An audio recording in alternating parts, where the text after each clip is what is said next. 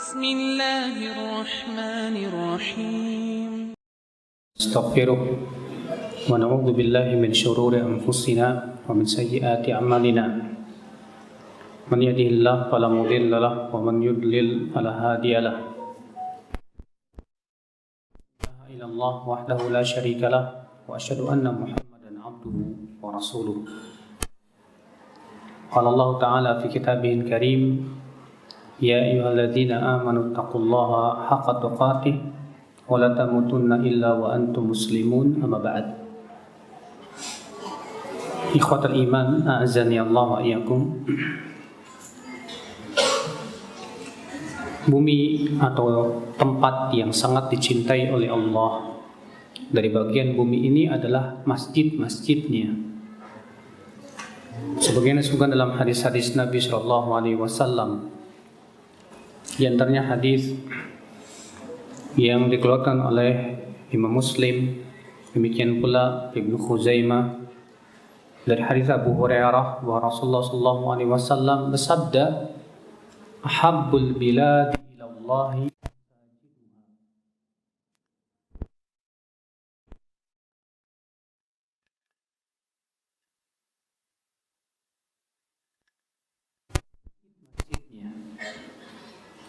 dan tempat yang paling dibenci oleh Allah adalah pasar-pasarnya." Hadis ini menunjukkan akhwan Islam bahwa masjid adalah tempat yang sangat dicintai oleh Allah. Mengapa? Karena ia adalah tempat yang dibangun memang khusus untuk sujud kepada Allah. Yang dibangun untuk khusus ibadah kepada Allah Subhanahu wa taala. Yang dibangun agar manusia semuanya kembali kepada Allah.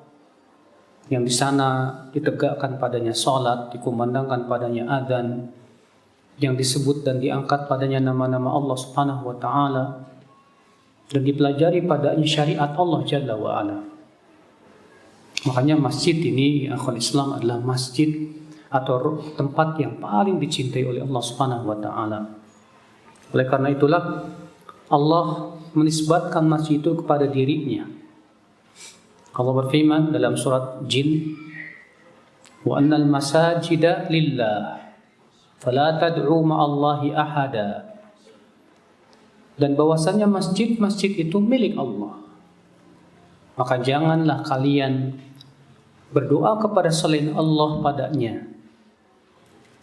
Lihat, Allah mengatakan bahwa masjid itu milik Allah dan untuk Allah Subhanahu wa taala. Berarti masjid itu statusnya harus milik Allah, tidak boleh milik pribadi. Kenapa? Karena kemuliaannya ya akhwat Islam, azani Allah wa iyyakum. Maka dari itulah ya akhi, tidak ada yang mencintai masjid kecuali orang-orang yang bertakwa saja.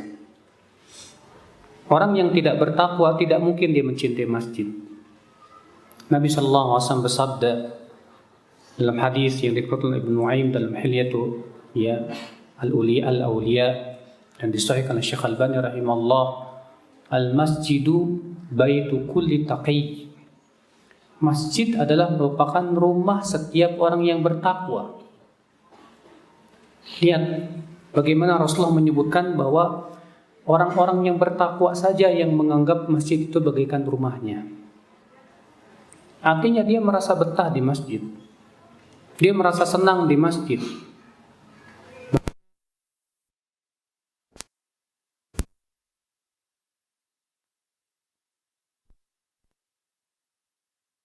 Nabi sallallahu alaihi wasallam bersabda, "Sab'atun yudhilluhumullah yauma la dhilla illa dhilluh."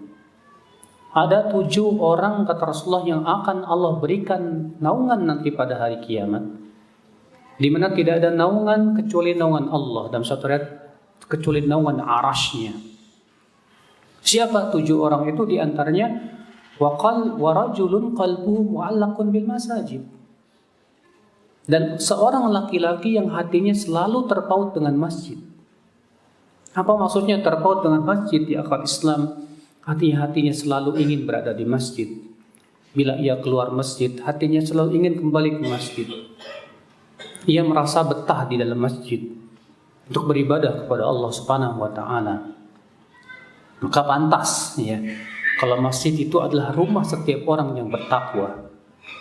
Hanya orang-orang yang bertakwa saja yang hatinya itu selalu rindu kepada masjid dan cinta kepada masjid.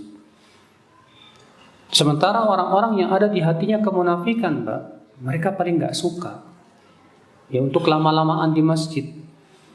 Lihatlah Nabi SAW ketika menyebutkan tentang sifat orang munafik. Nabi mengatakan, "Athqalus salati 'alal munafiqina salatul isya wa salatul fajr." Salat yang paling berat buat orang munafik itu salat isya dan salat subuh. Artinya semua salat buat orang munafik itu apa? Berat. Yang paling berat buat mereka salat isya dan salat subuh. Kenapa? Karena salat isya dan salat subuh di zaman Nabi itu tidak ada lampu, akhi. Sementara orang munafik itu pergi ke masjid itu hanya buat setor muka doang. Sementara di waktu salat isya dan salat subuh tidak kelihatan orang. Maka Rasulullah SAW mengatakan, "Lau yajiduna," kalaulah mereka mendapatkan apa yang ada pada masjid berupa saf pertama dan salat berjamaah, wala atauhuma walau habwan, mereka akan mendatanginya walaupun dalam keadaan merangkak sekalipun. Ikhwata Islam azani Allah wa iyyakum. Maka ya akhi, cintailah masjid. Usahakan bagaimana supaya hati kita ini selalu terpaut dengan masjid.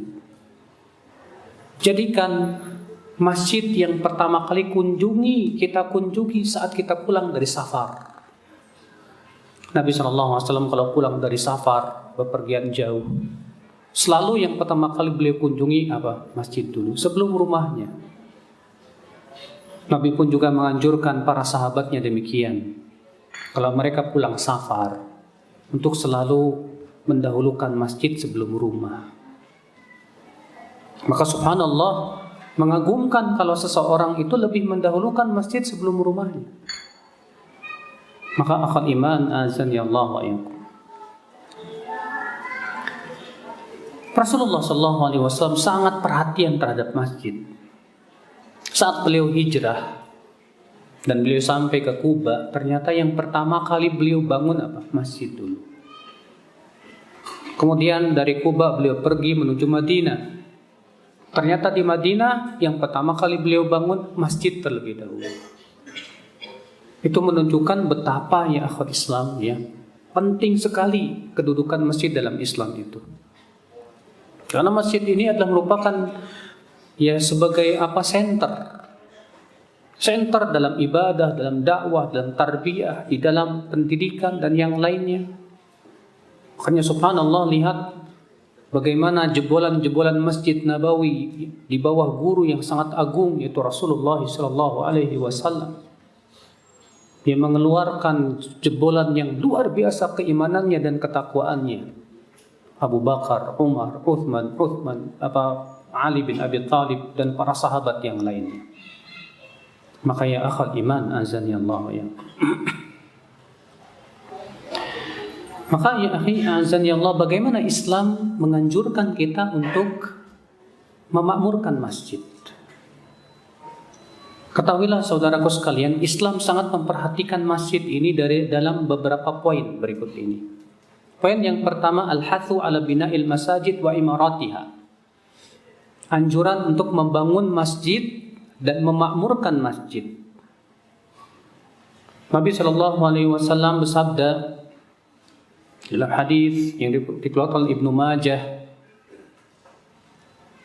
dari hadis Ali bin Abi Thalib radhiyallahu anhu, Rasulullah SAW bersabda, "Man bana lillahi masjidan min malihi, banallahu lahu baitan fil jannah." Siapa yang membangun masjid karena Allah dari hartanya, maka Allah akan bangunkan untuk dia sebuah rumah di surga. Iya. Dan dari Anas, semoga Allah meridainya, Nabi SAW bersabda, "Man bana lillahi masjidan saghiran kana aw kabiran, banallahu lahu baitan fil jannah." Rawahu Tirmidzi. Siapa yang membangun masjid baik kecil maupun besar, maka Allah akan bangunkan sebuah rumah di dalam surga. Demikian pula dari Ibnu Abbas bahwa Nabi sallallahu alaihi wasallam bersabda, "Man bana lillahi masjidan walau kama fasiqatin li baydhiha banallahu lahu baitan fil jannah." Rawahu Ahmad. Siapa yang membangun masjid walaupun sebesar sarang burung untuk bertelur, maka tetap Allah akan bangunkan untuk dia sebuah rumah di dalam surga. Lihat kata-kata walaupun sebesar sarang burung. Artinya kalau kita membangun masjid, Bapak misalnya bantu masjid, walaupun saya bisanya cuma bisa setengah meter, saya cuma sekian, walaupun sebesar itu tetap Allah akan bangunkan sebuah rumah di surga. Subhanallah. Dan Bapak tahu sendiri bagaimana rumah di dalam surga yang api. Tidak bisa dibandingkan dengan rumah yang paling mewah di dunia. Sebutkan oleh Bapak rumah paling mewah di dunia, kecil dibandingkan dengan rumah di surga ya. Rasulullah SAW ditanya oleh seorang sahabat bagaimana rumah di dalam surga. Kata Rasulullah SAW, labinatuha min dhahab wal fiddah. Batu batanya terbuat dari emas dan perak. Wa milatuhal misk. Catnya itu terbuat dari misik al-adfar yang paling wangi. Ya. Sementara kerikil-kerikilnya itu adalah intan berlian yang sangat indah. Akhul Islam azani Allah wa iyyakum. Maka ya akhi, hadis ini menunjukkan ya kita sangat dianjurkan untuk berlomba-lomba bagaimana kita bisa membangun masjid. Dan menjadikan masjid ini akhul Islam azani Allah wa iyyakum ya sebagai center dalam hidup kita. Allah Subhanahu wa taala menyaksikan keimanan orang yang memakmurkan masjid. Allah taala berfirman ya di dalam surat At-Taubah, "Innama ya'muru masajidallah man amana billahi wal yawmil akhir wa aqamas salata wa ataz zakah wa lam yakhsha illa Allah fa'asa ulaika ay yakunu minal muhtadin." Sesungguhnya yang memakmurkan masjid-masjid Allah itu siapa? Orang yang beriman kepada Allah dan kehidupan akhirat. Dia mendirikan salat, membayar zakat, dan ia tidak takut kecuali hanya kepada Allah saja. Dan mereka itu kata Allah pasti mendapat hidayah dari Allah. Lihat akhi, di sini Allah menyebutkan tentang sifat orang yang memakmurkan masjid. Siapa yang memakmurkan masjid kata Rasulullah, kata Allah dalam surat At-Taubah ini, yaitu yang beriman kepada Allah dan kehidupan akhirat. Ini sifat yang luar biasa agung sekali, Pak. Ternyata orang-orang yang memakmurkan masjid itulah disaksikan oleh Allah akan keimanan dia kepada Allah dan kehidupan akhirat. Iya. Dan Allah mengatakan apa di akhirnya? Fa'asa ulaika ay yakunu minal muhtadin. Dan mereka itu pasti mendapat hidayah dari Allah Subhanahu wa taala. Artinya orang yang memakmurkan masjid pasti dapat hidayah dari Allah. Maka siapapun di antara kita yang ingin mendapatkan hidayah, Bapak sekalian, makmurkan masjid. Cintai masjid. Wallahi hidayah itu mahal, Pak, mahal. Hidayah itu lebih berharga daripada harta dunia, wallah. Karena dengan hidayah kita mengetahui yang kebenaran dan kebatilan, dengan harta dunia kita mengetahui akal Islam, jalan menuju surga dan jalan ke neraka. Dengan hidayah kita pun juga mengetahui ya ini halal, ini haram dan yang lainnya. Alhamdulillah. Akhal iman azani Allah wa iyyakum. Dalam hadis yang diriwayatkan Imam Al-Harith ya dalam kitab Bughitul Bahith dan dinyatakan hasan oleh Syekh Albani dalam silsilah hadis sahihah. Dari Anas ia berkata Rasulullah SAW bersabda, "Inna Allah Ta'ala yunadi yaumal qiyamah, aina jirani, aina jirani." Fataqulul malaikatu ya fataqulul malaikatu rabbana man yanbaghi lahu an yujawiraka fayaqul aina ummarul masajid. Rasulullah bersabda, sesungguhnya Allah nanti pada hari kiamat akan memanggil. Di hari kiamat Allah akan memanggil, mana tetanggaku, mana tetanggaku. Lalu para malaikat berkata, ya Allah, siapa yang berhak menjadi tetanggamu? Maka Allah berfirman, di mana orang-orang yang memakmurkan masjid itu? Ternyata orang yang memakmurkan masjid itu, Pak, dipanggil oleh Allah dengan tetanggaku pada hari kiamat itu. Masya Allah. Bapak kalau jadi tetangga presiden aja tersanjung, Pak. Kalau Bapak sebut oleh orang yang paling hebat di dunia, dia tetangga saya kenal. Tapi itu tidak ada manfaatnya di hari akhirat. Ternyata Allah Subhanahu wa taala mencari tetangga-tetangganya, mana tetanggaku? Ternyata mereka adalah orang-orang yang memakmurkan masjid. Subhanallah.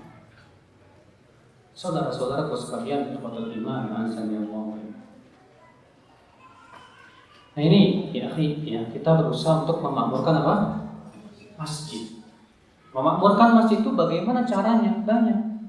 Yang pertama, ini yang paling utama. Apa itu? Menegakkan sholat berjamaah padanya. Ini yang paling utama. Percuma masjid besar-besar kalau ternyata yang sholat di masjid kelompok. Banyak di masyarakat kita ini pas pembangunan tuh rame yang bantu, Pak. Orang sudah jadi kosong. Kenapa? Karena yang penting saya udah dapat rumah di surga dah. Setelah itu dibiarkan masjid itu kosong. Tidak ya akhi, kita katakan setelah masjid jadi masih ada tugas yang mulia, yang sangat mulia di sisi Allah Subhanahu wa taala. Apa itu? Memakmurkan masjid. Dengan yang paling agung di antaranya itu dengan sholat berjamaah. Para ulama berbeda pendapat tentang hukum sholat berjamaah bagi laki-laki menjadi dua pendapat. Pendapat yang pertama dari pendapat jumhur, pendapat mayoritas para ulama, mengatakan bahwa sholat berjamaah di masjid hukumnya sunnah muakkadah, sunnah yang sangat apa? Ditekankan. Sementara Imam Ahmad bin Hanbal berpendapat bahwa sholat berjamaah di masjid bagi laki-laki itu wajib, bukan sunnah. Kenapa? Kata beliau, karena pertama, Allah Subhanahu wa taala mewajibkan berjamaah salat di saat perang. Padahal di waktu perang itu ketakutan yang luar biasa. Kalau di saat ketakutan begitu saja tetap dianjurkan untuk sholat berjamaah, bagaimana kalau keadaannya aman? Allah juga berfirman, warka'u ma'ar raki'in, rukuklah kalian bersama orang-orang yang rukuk. Allah menyuruh kita untuk rukuk bersama orang-orang yang rukuk. Ini perintah, sementara perintah pada asalnya wajib, kata beliau. Bahkan Rasulullah SAW ingin membakar rumah orang yang tidak menyaksikan sholat berjamaah. Rasulullah SAW hamantu an amura birajulin fayuhtaqab. Aku ingin sekali memerintahkan seseorang untuk mengumpulkan kayu bakar. Tsumma amura rajulan fayunadi fayu'addin. Lalu aku perintahkan seseorang untuk azan, lalu sholat, lalu aku pergi untuk membakar rumah orang yang tidak menyaksikan sholat berjamaah. Sampai begitu Rasulullah SAW ingin membakar rumah orang yang tapi Rasulullah tidak lakukan karena di sana ada orang-orang yang tidak wajib untuk sholat berjamaah, wanita, anak-anak dan yang lain. Artinya di sini menunjukkan Pak, penting, wajib. Kata Imam Ahmad. Ada orang buta namanya Ibnu Maktum minta izin ke Rasulullah SAW. Ya Rasulullah, ini rajulun a'ma, laisa li qa'idun yaquduni ilal masjid. Aku ini orang buta ya Rasulullah dan tidak ada yang bisa menuntunku ke masjid. Boleh enggak ya Rasulullah aku sholat di rumahku? Tadinya Rasulullah memberikan izin, tidak apa-apa. Ketika orang itu pergi, Rasulullah SAW memanggilnya lagi dan berkata, Asamit dan nida, kamu mendengar azan tidak? Kata Ibnu Maktum, mendengar ya Rasulullah. Kata Rasulullah, wajib, kalau begitu kamu datang. Subhanallah, Ibnu Maktum Pak tidak pernah absen dari sholat berjamaah, padahal buta matanya Pak. Dan dalam satu ayat disebutkan adalah antara rumah Ibnu Maktum dengan masjid itu ada kandang binatang berbisa. Bayangkan Bapak sekalian, orang buta seperti Ibnu Maktum bahkan dijadikan oleh Rasulullah sebagai muadzin ya Rasulullah SAW. wassalam. Sementara di zaman sekarang banyak orang melek matanya, Pak. Tapi mau pergi ke masjid berat sekali. Ibnu Maktum walaupun matanya buta tapi hatinya melek, Pak. Melek dengan keimanan. Sementara di zaman sekarang banyak orang yang matanya melek tapi hatinya buta, tidak mau melihat kepada kebaikan. Yang ditawarkan nih, Pak. Nih saya mau kasih Bapak duit antara 1.000 atau 27.000. Kalau Bapak milih 1.000, padahal kan ada tawaran yang kedua yang lebih besar, gratis dua-duanya 27.000. Lalu dipilih yang 1.000, waduh payah sekali orang ini. Ini Allah Subhanahu wa taala memberikan kepada kita penawaran. Salat berjamaah kata Rasulullah lebih baik daripada salat sendirian berapa kali lipat? 27 kali lipat, bayangkan. Pahalanya luar biasa. Itu baru ya kelipatan salat sendirian, belum lagi keutamaan yang lainnya. Rasulullah SAW bersabda dalam riwayat Muslim, salatul rajul fi baitihi fil jamaah afdulu min salati fi baitihi wa salati fi suqihi ya bi 25 darajah. Salat seseorang berjamaah kata Rasulullah SAW melebihi salatnya dia sendirian di rumah atau di pasarnya itu 25 kali lipat, dalam satu riwayat 27. Wa dzalika annahu idza tawaddaa, yang demikian itu apabila dia berwudu di rumahnya. Ya. Thumma kharaja ila masjid la yanhazu illa shalah. Kemudian ia pun keluar menuju masjid dan tidak ada niat kecuali salat saja. Lam yakhtu khutwatan illa rufi'at biha darajah wa huttat anhu biha khatiyah. Tidaklah ia mengangkat satu langkah kakinya, Pak, ke masjid itu, kecuali satu langkah itu kata Rasulullah SAW mengangkat satu derajat dan menggugurkan satu kesalahan. Iya. Fa idza dakhala al-masjid, apabila ia telah masuk masjid, ya kata Rasulullah SAW apa? Kana fi shalah, maka ia ditulis dalam salat. Madamati shalah ya tahbisuhu, selama salat itu menahan dia untuk pulang ke rumah. Wal malaikatu yaqulun, sementara para malaikat mendoakan, Allahumma ighfir lahu, Allahumma arhamhu, Allahumma tub alaihi. Ya Allah ampuni dosanya, ya Allah rahmati dia, ya Allah berikan taubat kepadanya, malam yuhdits bi fi, malam yu'dzi fi, selama dia belum berhadas dan selama ia tidak mengganggu orang di masjid. Bayangkan dalam hadis ini, Pak, berapa keutamaan yang kita dapatkan. Yang pertama Rasulullah mengatakan apa? Salat berjamaah 27 atau 25 kali lipat. Yang kedua apa? Setiap langkah-langkahnya itu, satu langkah mengangkat satu derajat, menggugurkan satu dosa. Antum berumah ke masjid berapa meter? Ada 100 meter. 1 meternya berapa langkah?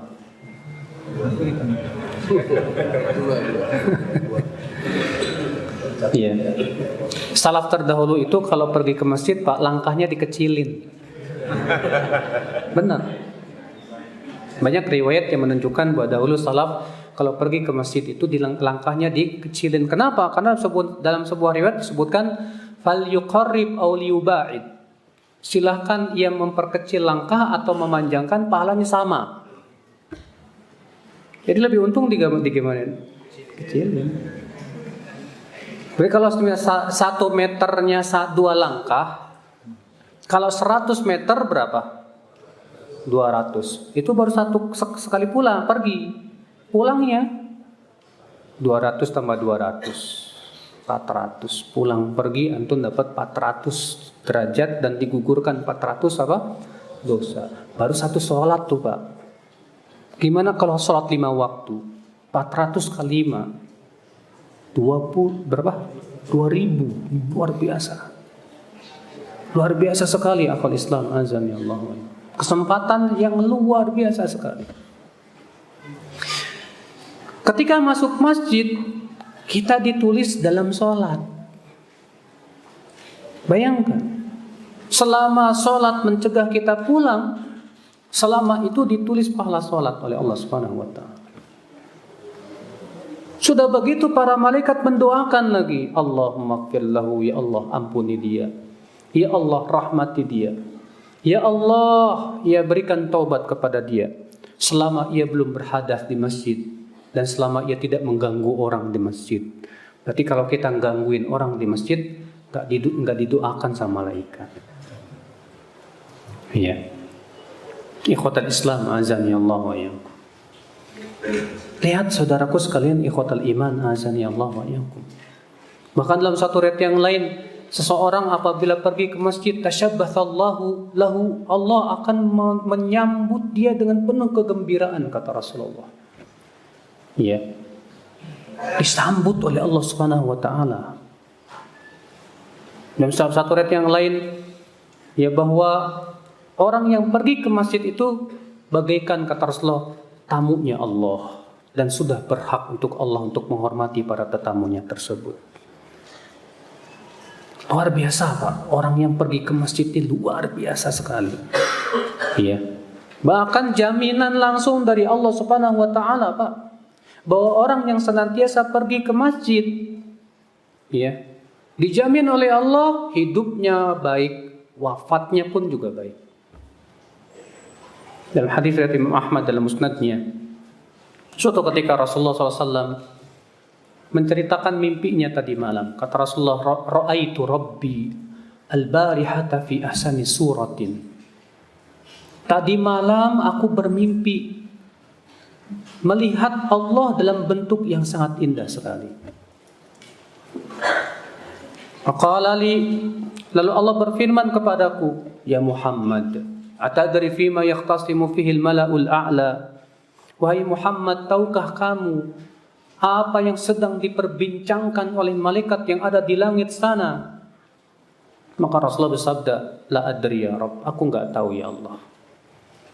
Kata Rasulullah, fa wada'a kaffahu baina katifai hatta wajadtu burdaha baina sadiyai. Maka Allah pun meletakkan tangannya di antara dua pundakku sehingga aku merasakan dinginnya di antara dua dadaku. Ya, sehingga aku pun, kata Rasulullah, mengetahui apa yang terjadi di langit dan di bumi saat itu. Lalu Allah berfirman kepadaku, atadri fima yakhtasimu fihil mala'ul a'la. Tahukah kamu apa yang sedang diperbincangkan oleh malaikat yang ada di langit sana? Kata Rasulullah, adri ya Rabb, aku tahu ya Allah. Fil kafarati wad darajat. Mereka memperbincangkan tentang amalan yang menggugurkan dosa dan amalan yang mengangkat apa? Derajat. Apa itu kafarat? Kata Rasulullah, masyul aqdami ilal jama'at. Amalan yang menggugurkan dosa yaitu berjalan kaki ke masjid berjamaah. Wa intidharu sholati ba'da sholah, menunggu satu sholat sampai sholat berikutnya di masjid. Wa isbaghul wudu' indal makruhat, dan menyempurnakan wudu di saat sulit, ketika dingin banget atau ketika sedang sakit. Apa kata Allah? Allah berfirman kepada Rasulullah, sadaqta ya Muhammad, engkau benar hai Muhammad. Faman fa'ala dzalika, siapa yang melakukan perbuatan-perbuatan tadi, asya bi khairin wa mata bi khairin, ia hidupnya di atas kebaikan dan ia pun wafatnya pun di atas kebaikan. Wa kana min khati'atihi kayaumi waladatu ummu, bahkan ia akan bersih dari dosanya seperti dilahirkan oleh ibunya. Makanya Pak, selalu kita mendengar para pecinta masjid itu meninggalnya husnul khotimah. Tidak ada sejarahnya orang yang mencintai masjid, yang memakmurkan masjid, wafatnya dalam keadaan sul khotimah, nggak ada. Kenapa? Karena ini sudah janji Allah. Janji Allah bahwa orang yang memakmurkan masjid itu ia akan hidup di atas kebaikan, wafat pun di atas apa? Kebaikan. Siapa di antara kita yang ingin wafatnya husnul khotimah? Semua kita pengen kan? Siapa di antara kita yang kita ingin wafat dalam keadaan su'ul khatimah? Na'udzubillah. Jangan sampai kita wafat dalam keadaan su'ul khatimah ya. Maka kalau kita ingin wafatnya husnul khatimah Pak, jadilah para pecinta masjid. Usahakan Pak. Iya. Berusaha pergi ke masjid Pak. Jadikan perjalanan masjid itu perjalanan terindah dalam hidup kita. Ada orang menyebutkan, wah perjalanan saya terindah ke Hong Kong. Perjalanan saya terindah ke New York. Perjalanan saya, lah ya akhi, si mukmin mengatakan perjalanan saya yang terindah itu ke masjid. Karena perjalanan ke masjid itu perjalanan iman, Pak. Banyak pemuda-pemuda yang badannya kuat bisa naik gunung ke Everest sekarang, kemana Jaya Wijaya, ke Gunung Salak, kuat itu, ke masjid nggak kuat. Kenapa? Karena memang perjalanan masjid itu perjalanan iman. Ya, tidak ditentukan oleh kekuatan badan. Sampai ada orang yang jalannya ngesot tapi karena imannya kuat, Pak, tetap pergi ke masjid ya. Sampai saya melihat seorang tua renta yang memang dia bekas stroke, jalannya susah sekali. Ya, sampai diangkat satu-satu kakinya, tetap pergi ke masjid. Ya, subhanallah. Kenapa? Karena yang membangkitkannya itu kekuatan iman. Walaupun badannya lemah sekalipun. Akhul Islam azani Allah wa yakum. Maka dari itulah saudara-saudaraku sekalian azani Allah wa yakum, jangan sia-siakan kesempatan ini, akhi. Bahkan Allah Subhanahu wa taala akan memberikan jamuan khusus buat orang-orang yang pergi ke masjid itu. Kata Rasulullah SAW dalam hadis riwayat Bukhari dan Muslim, ya, dari hadis Abu Hurairah radhiyallahu an, "Man ghada ila al-masjid wa raha a'adda Allahu lahu fil jannati nuzulan kullama ghada aw raha." Siapa yang pergi ke masjid di waktu pagi atau di waktu sore, maka Allah akan persiapkan jamuan untuk dia. Setiap kali ia pergi di waktu pagi maupun sore. Jamuan buat orang yang pergi ke masjid, Pak. Bukan nasi uduk isinya, bukan. Bukan nasi kuning, bukan apa. Jamuan di surga. Anda tahu sendiri jamuan di surga. Makanan yang luar biasa. Kenikmatannya tak mungkin dibandingkan dengan kenikmatan dunia. Iya. Coba dengarkan, Pak, tentang buah-buahan di surga, Pak. Rasulullah pernah sedang sholat khusuf, sholat gerhana. Ketika sedang sholat, Rasulullah tiba-tiba beliau loncat mau mengambil sesuatu. Kemudian Rasulullah kembali lagi ke belakang. Setelah selesai sholat, Rasulullah ditanya, "Ya Rasulullah, kami melihat engkau melakukan perbuatan yang aneh dalam sholat." "Apa itu?" kata Rasulullah. "Tadi engkau sholat tiba-tiba loncat mau mengambil sesuatu." "Oh," kata Rasulullah, "tadi diperlihatkan kepadaku pohon anggur di surga. Dan aku melihat di situ ada setangkai anggur. Dan aku lompat ingin memetiknya. Demi Allah, kalau aku berhasil memetiknya, kalian akan memakannya sampai hari kiamat." Baru satu tangkai anggur bisa dimakan seluruh manusia sampai hari kiamat. Luar biasa. Akhwat Islam azani Allah ya. Siapa yang ingin dijamu oleh Allah, silakan pergi ke masjid. Jamuan Allah itu paling istimewa tentunya, akhwat Islam azani Allah ya. Orang yang pergi ke masjid terlebih di waktu gelap, Allah pun berikan kepada dia cahaya yang sempurna kepadanya. Rasulullah SAW bersabda dalam hadis yang dikeluarkan Abu Daud dari hadis Buraidah, wa Nabi SAW bersabda, "Basyiril musya'ina fi dhalam ila al-masajid bin nurit tam yaumal qiyamah." Berikan kabar gembira orang yang pergi ke masjid di waktu malam gelap dengan cahaya yang sempurna kelak di hari kiamat. Subhanallah. Ikhwata Islam azani Allah wa iyyakum. Akhul iman azani Allah wa iyyakum. Rasulullah pernah, Pak, mendengar bahwa Banu Salimah mau pindah rumah ke dekat masjid. Maka dipanggillah mereka. Kata Rasulullah, "Aku dengar kalian mau pindah ke masjid, ke dekat masjid." "Benar ya Rasulullah." Apa kata Rasulullah? "Diyarakum tuktabu atharukum."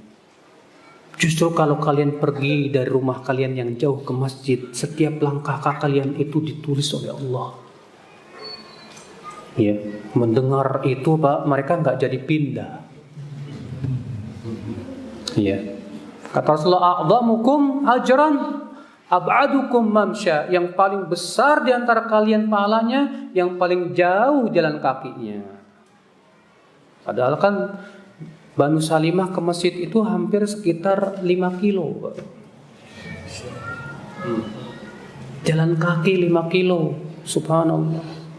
Tapi karena mengharapkan pahala, senang saja, enjoy, Masya Allah. Ya, saya pernah kedatangan tahun 2004 itu, 2012. Iya. Seorang laki-laki datang ke rumah saya, Ustaz, saya dari pedalaman Palembang, Masya Allah. Dia cerita, rumah saya dari masjid 5 kilo, Ustaz. Dan saya pergi ke masjid itu harus melewati hutan dan yang lainnya. Oh, tapi alhamdulillah saya belum pernah absen sekalipun juga. Ajib, kata saya. Antum subuh jam berapa berangkat? Saya berangkat jam 3, Ustaz. Melewati hutan-hutan, iya kenapa? Gak takut harimau dan yang lainnya? Ya tawakal aja sama Allah. Nah, bilang ente lebih baik dari ana, Pak. Wallah, kalau ana yang kayak antum, ana gak berani, Pak, terus terang. Ya. 5 kilo jalan kaki, melewati kebun, hutan, dan yang lainnya. Gak peduli. Ajib ini. Ya. Makanya akhwal Islam azan ya Allah wa iyyakum. Ini ya luar biasa. Bahkan ya akhi, orang yang menunggu satu sholat sampai sholatnya di sampai sholat berikutnya di masjid, itu pahalanya sama dengan berjihad di jalan Allah Subhanahu wa taala. Sebutkan dalam hadis yang dikeluarkan Imam Ahmad dan Imam Muslim dalam sahihnya, dari hadis Abu Hurairah radhiyallahu anhu, Rasulullah SAW sabda, "Ala ukhbirukum bima yamhullahu bihil khataya wa yarfa'u bihid darajat." Maukah aku kabarkan kepada kalian amal yang bisa menggugurkan dosa-dosa kalian dan mengangkat derajat-derajat kalian. Rasulullah sabda, "Isbaghul wudu'i dal makarih wa kathratul khuta ilal masajid wa intidharus shalah ba'da shalah fadzalikumur ribat fadzalikumur ribat fadzalikumur ribat." Kata Rasulullah SAW, amalan yang menggugurkan dosa dan mengangkat derajat itu adalah yang pertama, menyempurnakan wudhu di saat sulit. Yang kedua, banyak berjalan kaki menuju masjid. Yang ketiga, menunggu sholat sampai sholat berikutnya di masjid.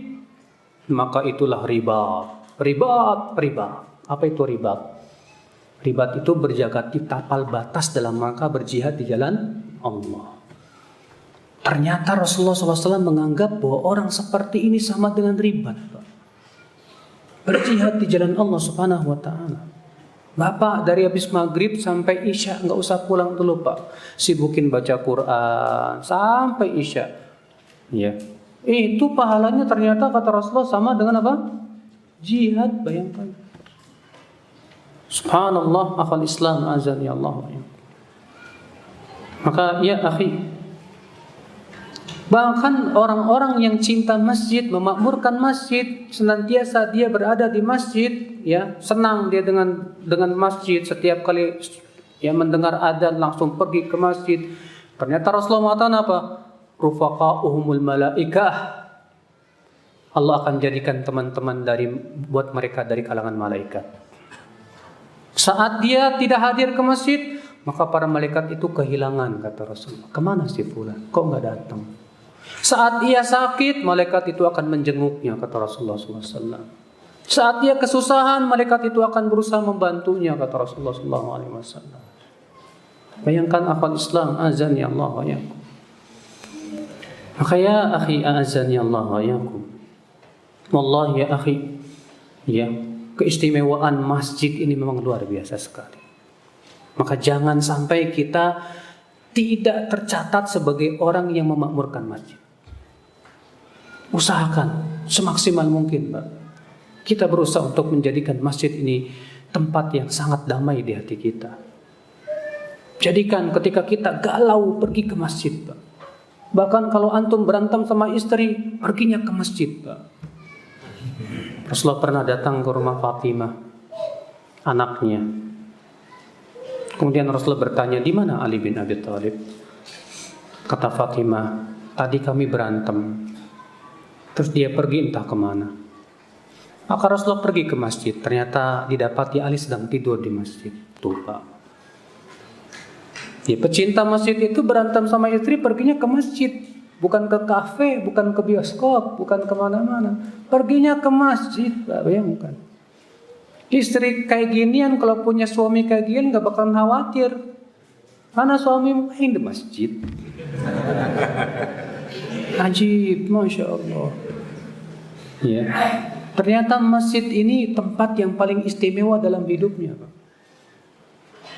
Andai kita semua seperti itu, akhwat Islam, menjadikan masjid ini tempat yang paling damai dalam hati kita. Kalau kita sudah ada di masjid, rasanya hati saya damai sekali. Rasanya hati saya tenang sekali. Masya Allah.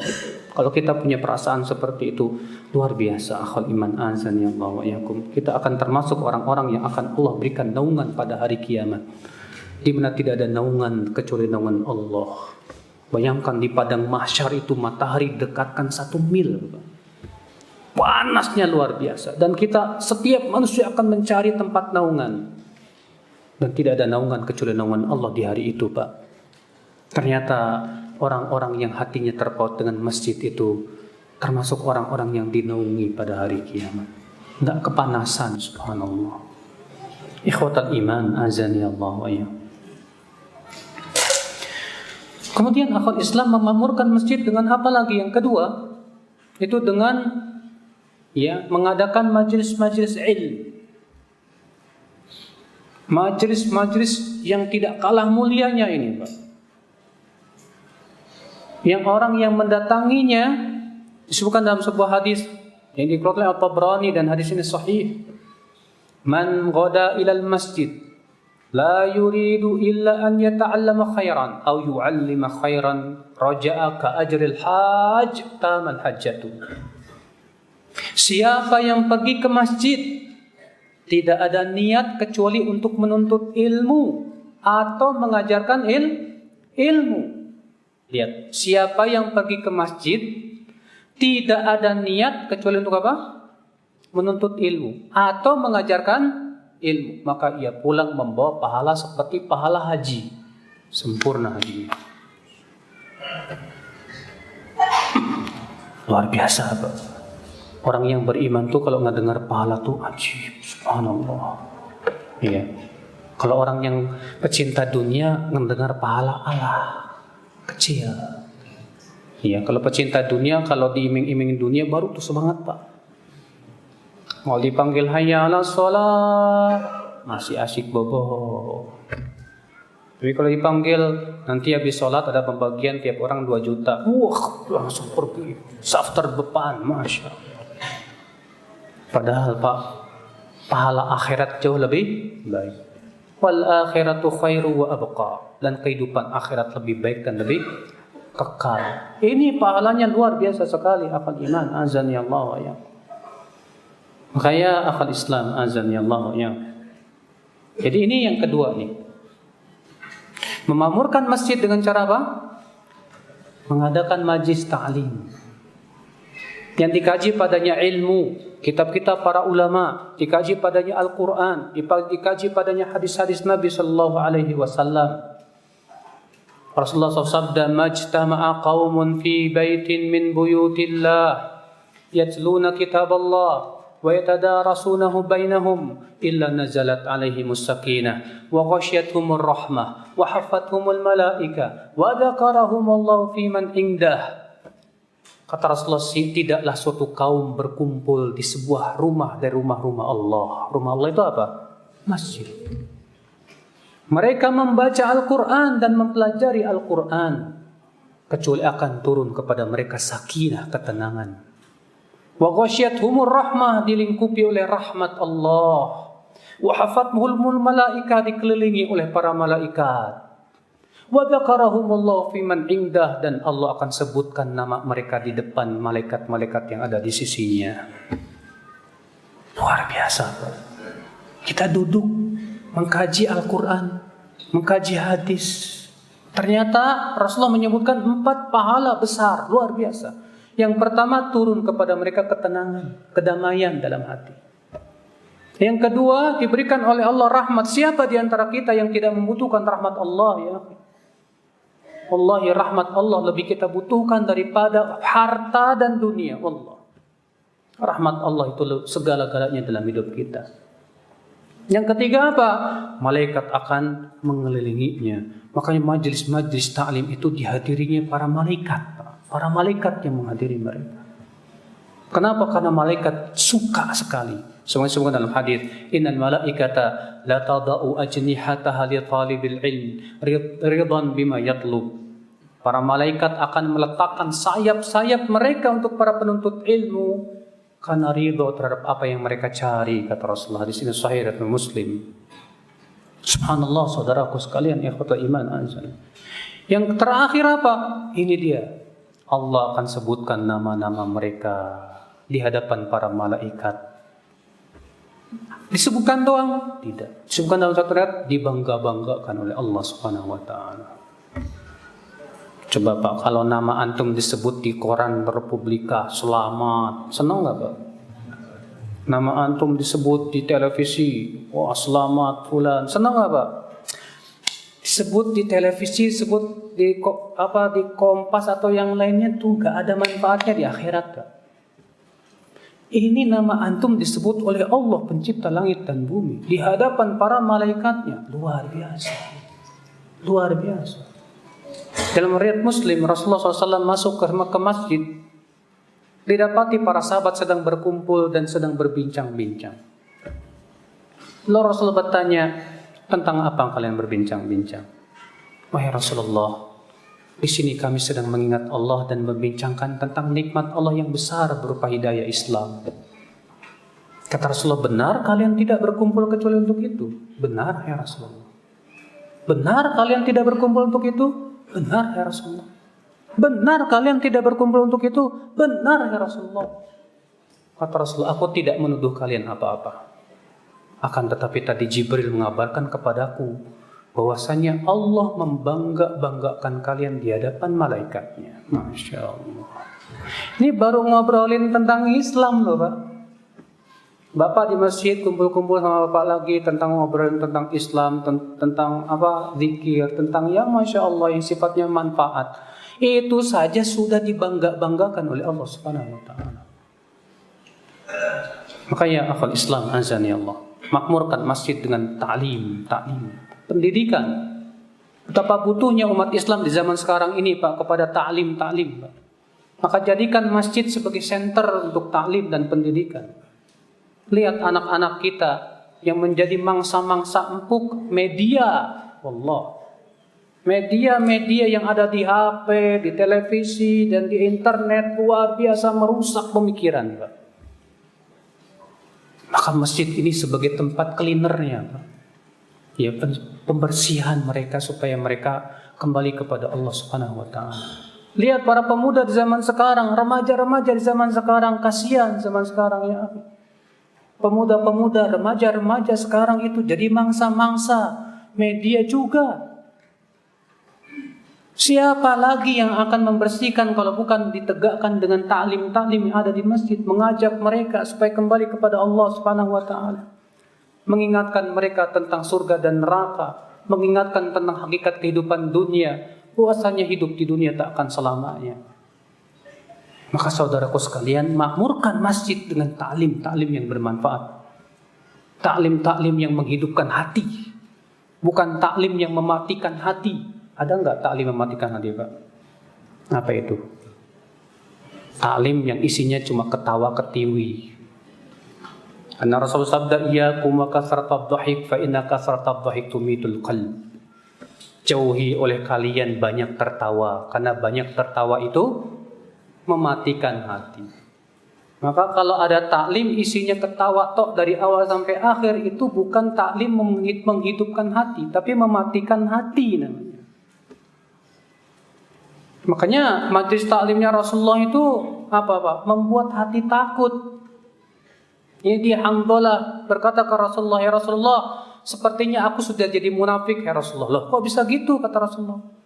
Aku kalau berada di majlismu ya Rasulullah, Hatiku takut kepada Allah, air mataku berlinang takut kepada Allah. Tapi kalau aku pulang ke rumahku, aku tertawa bersama istriku, bersama anakku, aku terlelaikan dengan dunia. Bagaimana itu Rasulullah? Kata Rasulullah, hai Hanzalah, kalau kamu selalu keadaanmu seperti berada di majlisku, niscaya malaikat akan menyelami kamu di rumah dan di jalan-jalan. Tapi hai Hanzalah, ada saat-saatnya. Saatnya kita takut kepada Allah, saatnya kita tertawa dengan anak istri, saatnya kita mencari nafkah dan yang lainnya. Yang jelas Pak di sini lihat Rasulullah alhamdulillah menggambarkan majlis taklimnya Rasulullah itu apa? Membuat hati takut kepada Allah, menghidupkan hati, itu majlis taklim yang benar. Yang menyebabkan kita faham tentang agama Allah, tentang syariat Allah, tentang Al-Quran, tentang hadis Nabi SAW. Ya. Di bawah bimbingan para ulama-ulama yang kokoh keilmuannya tentunya akhwat Islam. Azan ya Allah wa iyyakum. Nah ini akhwat Islam, ini yang kedua, memakmurkan masjid dengan cara apa? Yaitu membuat majlis ta'lim dan pendidikan.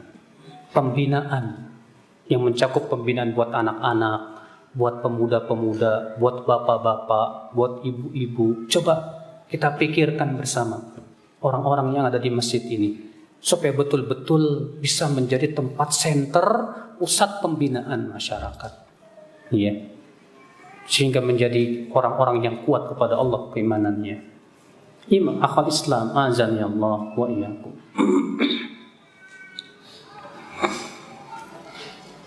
Kemudian akhwat Islam, azani Allah wa iyyakum. Pembahasan selanjutnya itu al-hathu ala ihtiramil masajid wa ma'rifatu hurumatiha.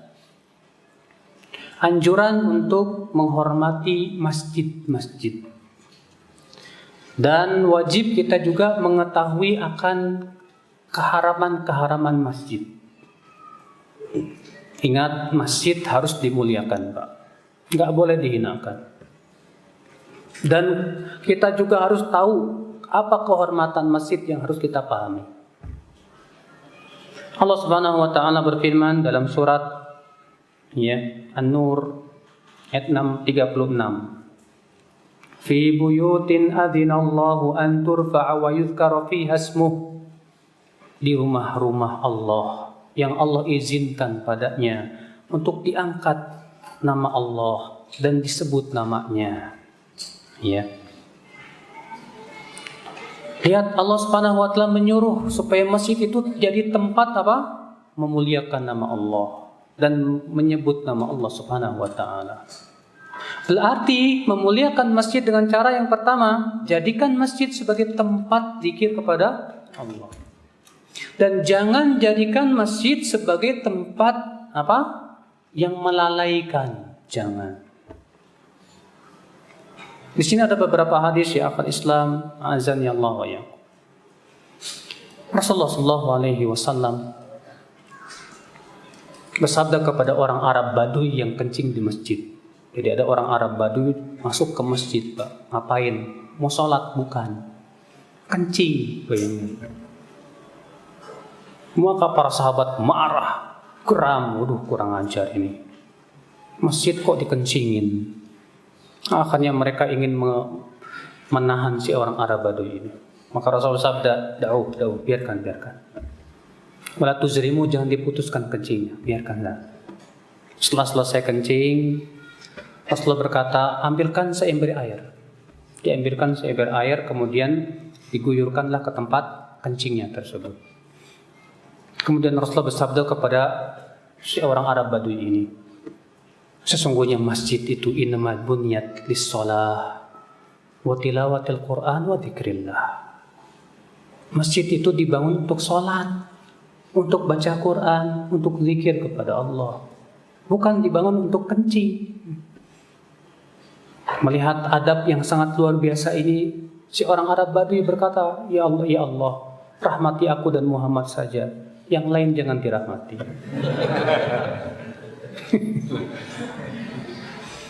Ikhwata Islam, azan ya Allah wa iyyakum. Lihat akhi, berarti masjid ini harus disucikan dari apa? Najis. Disucikan dari kotoran. Ini sebagai penghormatan kita kepada apa? Kepada masjid. Jangan kotori masjid. Terkadang ada orang bawa makanan ke masjid, akhirnya makan di masjid, akhirnya banyak kotoran di situ. Maka ini akal Islam tidak boleh, haram hukum. Demikian pula di zaman Rasulullah SAW, Rasulullah pernah melihat ada ingus di masjid. Maka Rasulullah SAW marah sekali. Maka Rasulullah menyuruh untuk menguburnya, karena di zaman Rasulullah kan nggak kayak zaman sekarang. Kalau zaman sekarang kan masya Allah ya, pakai karpet bagus ya. Kalau zaman Rasulullah itu cuma pasir yang diratakan dan dipadatkan. Iya. Ikhwatal iman azan ya Allah. Tapi ini yang pertama yang harus kita perhatikan, yang harus kita hormati masjid itu dengan cara apa? Membersihkan masjid. Iya. Sebutkan dalam hadis Nabi SAW yang dikutip Imam Ahmad dalam musnadnya dan Imam Muslim dari hadis Abu Dzar, "Uridat alayya a'malu ummati." Diperlihatkan kepadaku amalan-amalan umatku, hasanuha wa sayyi'uha, baik amalan yang baik, yang soleh maupun yang buruk. Fawajadtu fi mahasini a'maliha al-adha yumatiu 'anit tariq, wa wajadtu fi masawi a'maliha an-nukha'ah takunu fil masjid la tudfan. Ternyata aku dapati termasuk amalan soleh dari umatku itu adalah gangguan yang disingkirkan dari jalan. Dan aku dapati termasuk keburukan umatku adalah ingus yang ada di masjid yang tidak dibersihkan. Iya, termasuk dosa ternyata akal Islam azan ya Allah ya. Kemudian akal Islam berusaha yang kedua, berikan wangi-wangian. Masjid itu sangat dianjurkan untuk diberi apa? Wangian. Iya.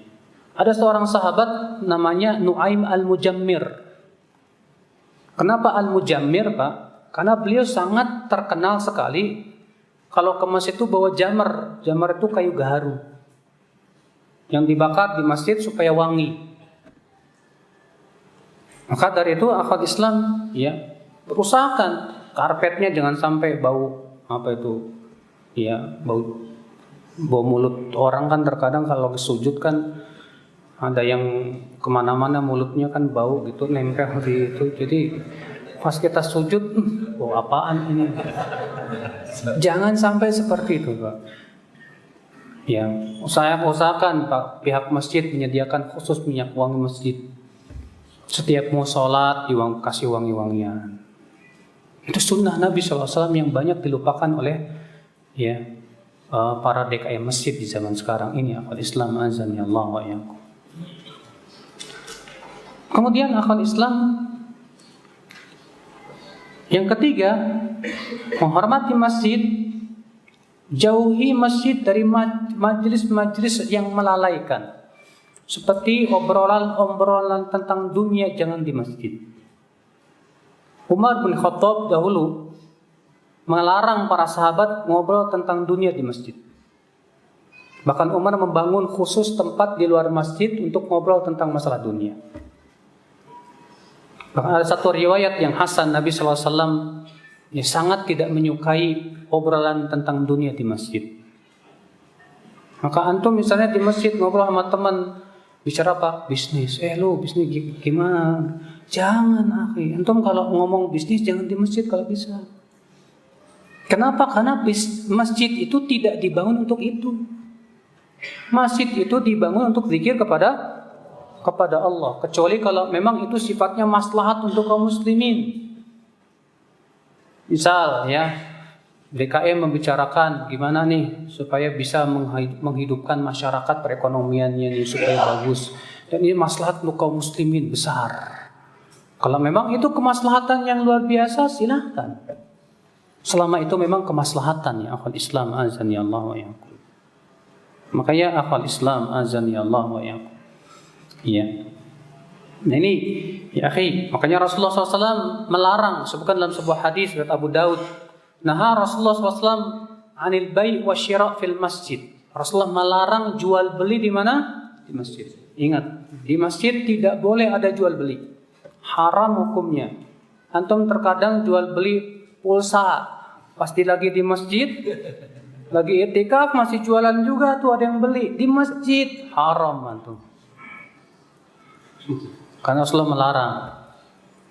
Wa antun syadal asy'ar fil masjid, dan Rasulullah melarang ya dinyanyikan syair-syair di masjid. Wa antun syad fiha dhalah, dan Rasulullah melarang untuk mencari binatang ternak yang hilang di masjid. Enggak boleh. Sebagian orang memahami hadis ini, Pak, dilarang mencari barang hilang di masjid. Ini terjemahan yang salah. Yang benar adalah mencari binatang ternak yang hilang. Kenapa Rasulullah melarang itu? Karena nggak mungkin unta atau kambing perginya ke masjid. Maka Rasulullah melarang. Makanya kata Rasulullah, kalau kamu mendapati orang yang tunsyad ad-dhala, yang dia sedang mencari binatang ternaknya yang hilang dan bertanya, kamu lihat binatang saya enggak? Doakan, kata Rasulullah, semoga Allah tidak mengembalikan binatangmu itu. Tapi kalau antum kehilangan dompet atau jam tangan atau HP di masjid, lalu antum cari, ya enggak masalah. Karena seperti itu memang biasanya kita bawa kemana? Ke masjid. Ya akhal Islam, azani Allah wa iyyakum. Akhal iman, azani Allah wa iyyakum. Lihat Bapak sekalian, jual beli nggak boleh di masjid. Demikian pula ya, menyanyikan syair-syair di masjid tidak boleh. Boleh sekali-kali saja kata para ulama, selama isinya adalah kebaikan dan zikir kepada Allah. Sebagaimana disebutkan dalam hadis bahwa Hasan bin Thabit pernah bersyair di masjid, lalu Umar melarang. Lalu Hasan bin Thabit berkata, aku pernah bersyair di hadapan Rasulullah dan beliau tidak melarangku. Ya, artinya kata para ulama sekali-kali saja boleh, tapi dengan syarat syair itu berisi apa? Kebaikan dan zikir kepada Allah Subhanahu wa taala. Ikhwatul iman, azani Allah wa iyyakum. Nah, ya akhi. Ya. Apalagi kalau ternyata di masjid jadi tempat maksiat. Apa? Antum lagi nungguin salat di masjid sambil ngerumpi. Itu si anu gini, si anu gini. Woi, ini kok masjid di tempat ghibah? Haram anta. Berghibah di masjid dosanya berkali-kali lipat, Pak, dibandingkan tempat yang lain. Ini masjid tempat mulia, bukan tempat ghibah orang. Adapun tempat menggibah haram, tidak boleh dilakukan dalam masjid. Ada lagi, Pak, orang di masjid ngerokok, Pak. Ya Allah. Jadi masjid baunya bau rokok. Ya. Harusnya dikasih minyak wangi, kayu gaharu bawa. Ini bau rokok. Ya Allah. Ini sangat tidak layak, Bapak sekalian. Tidak baik sekali. Akhal Islam, azan ya Allah wa iyyakum. Hormati masjid, akhi. Di antara bentuk penghormatan terhadap masjid apa? Upayakan kalau bisa dia pas masuk masjid sholat tahiyat masjid. Ikhtilaf para ulama menjadi dua pendapat tentang hukum sholat tahiyat masjid. Jumhur mengatakan sholat tahiyat masjid sunnah, sementara sebagian mengatakan wajib. Pendapat yang paling kuat yang saya condong kepadanya adalah sunnah muakkadah. Iya. Tapi ini syaratnya kalau antum masuk masjid dalam keadaan di atas kesucian. Adapun kalau antum nggak suci atau yang lainnya, ya nggak bolehlah sholat. Haram hukumnya. Iya. Yang jelas akal Islam ini termasuk menghormati masjid. Makanya disebut dengan sholat tahiyat masjid. Tahiyat itu artinya apa? Penghormatan ya terhadap masjid. Makanya Rasulullah SAW tidak mengatakan, ya, inna min asyratis sa'ah, di antara tanda hari kiamat, an yuj'al masjid tariqan. Masjid itu nanti jadikan sebagai tempat lalu lalang saja. Artinya orang masuk masjid cuma buat lewat doang, gak sholat tahiyat masjid. Kata Rasulullah itu tanda ada hari kiamat seperti itu. Maka siapapun kita yang masuk masjid, upayakan Pak, sempatkan kalau bisa untuk sholat tahiyat masjid. Di antara perkara Pak, menghormati masjid, jangan membawa bau-bau yang nggak enak. Contoh misalnya antum habis mau makan bawang putih, makan jengkol, makan pete, pergi ke masjid, akhirnya orang yang di samping antum sedang sholat, aduh bau apaan ini? Makanya Rasulullah SAW bersabda, "Man akala min hadhihi syajarah al-maitah, fala yaqrabanna masjidana al-muntina." Siapa yang makan dari pohon yang busuk ini, itu bawang merah dan bawang putih, jangan sekali-kali mendekati masjid kami. Fa innal malaikata tata'adza mimma yata'adza minhul insan. Karena malaikat pun akan tersakiti oleh bau tersebut, sebagaimana manusia juga tersakiti. Hati-hati. Makanya kata para ulama, di antara udzur boleh tidak sholat berjamaah kalau dia habis makan bawang putih, bawang merah, maka tidak boleh pergi ke masjid. Tapi jangan sengaja. Ya. Wah, bentar lagi zuhur nih, makan bawang putih, bawang merah. Pas adzan, kenapa nggak ke masjid? Habis makan bawang putih. Nah, ini nggak boleh, akal Islam, azani Allah wa iyyakum.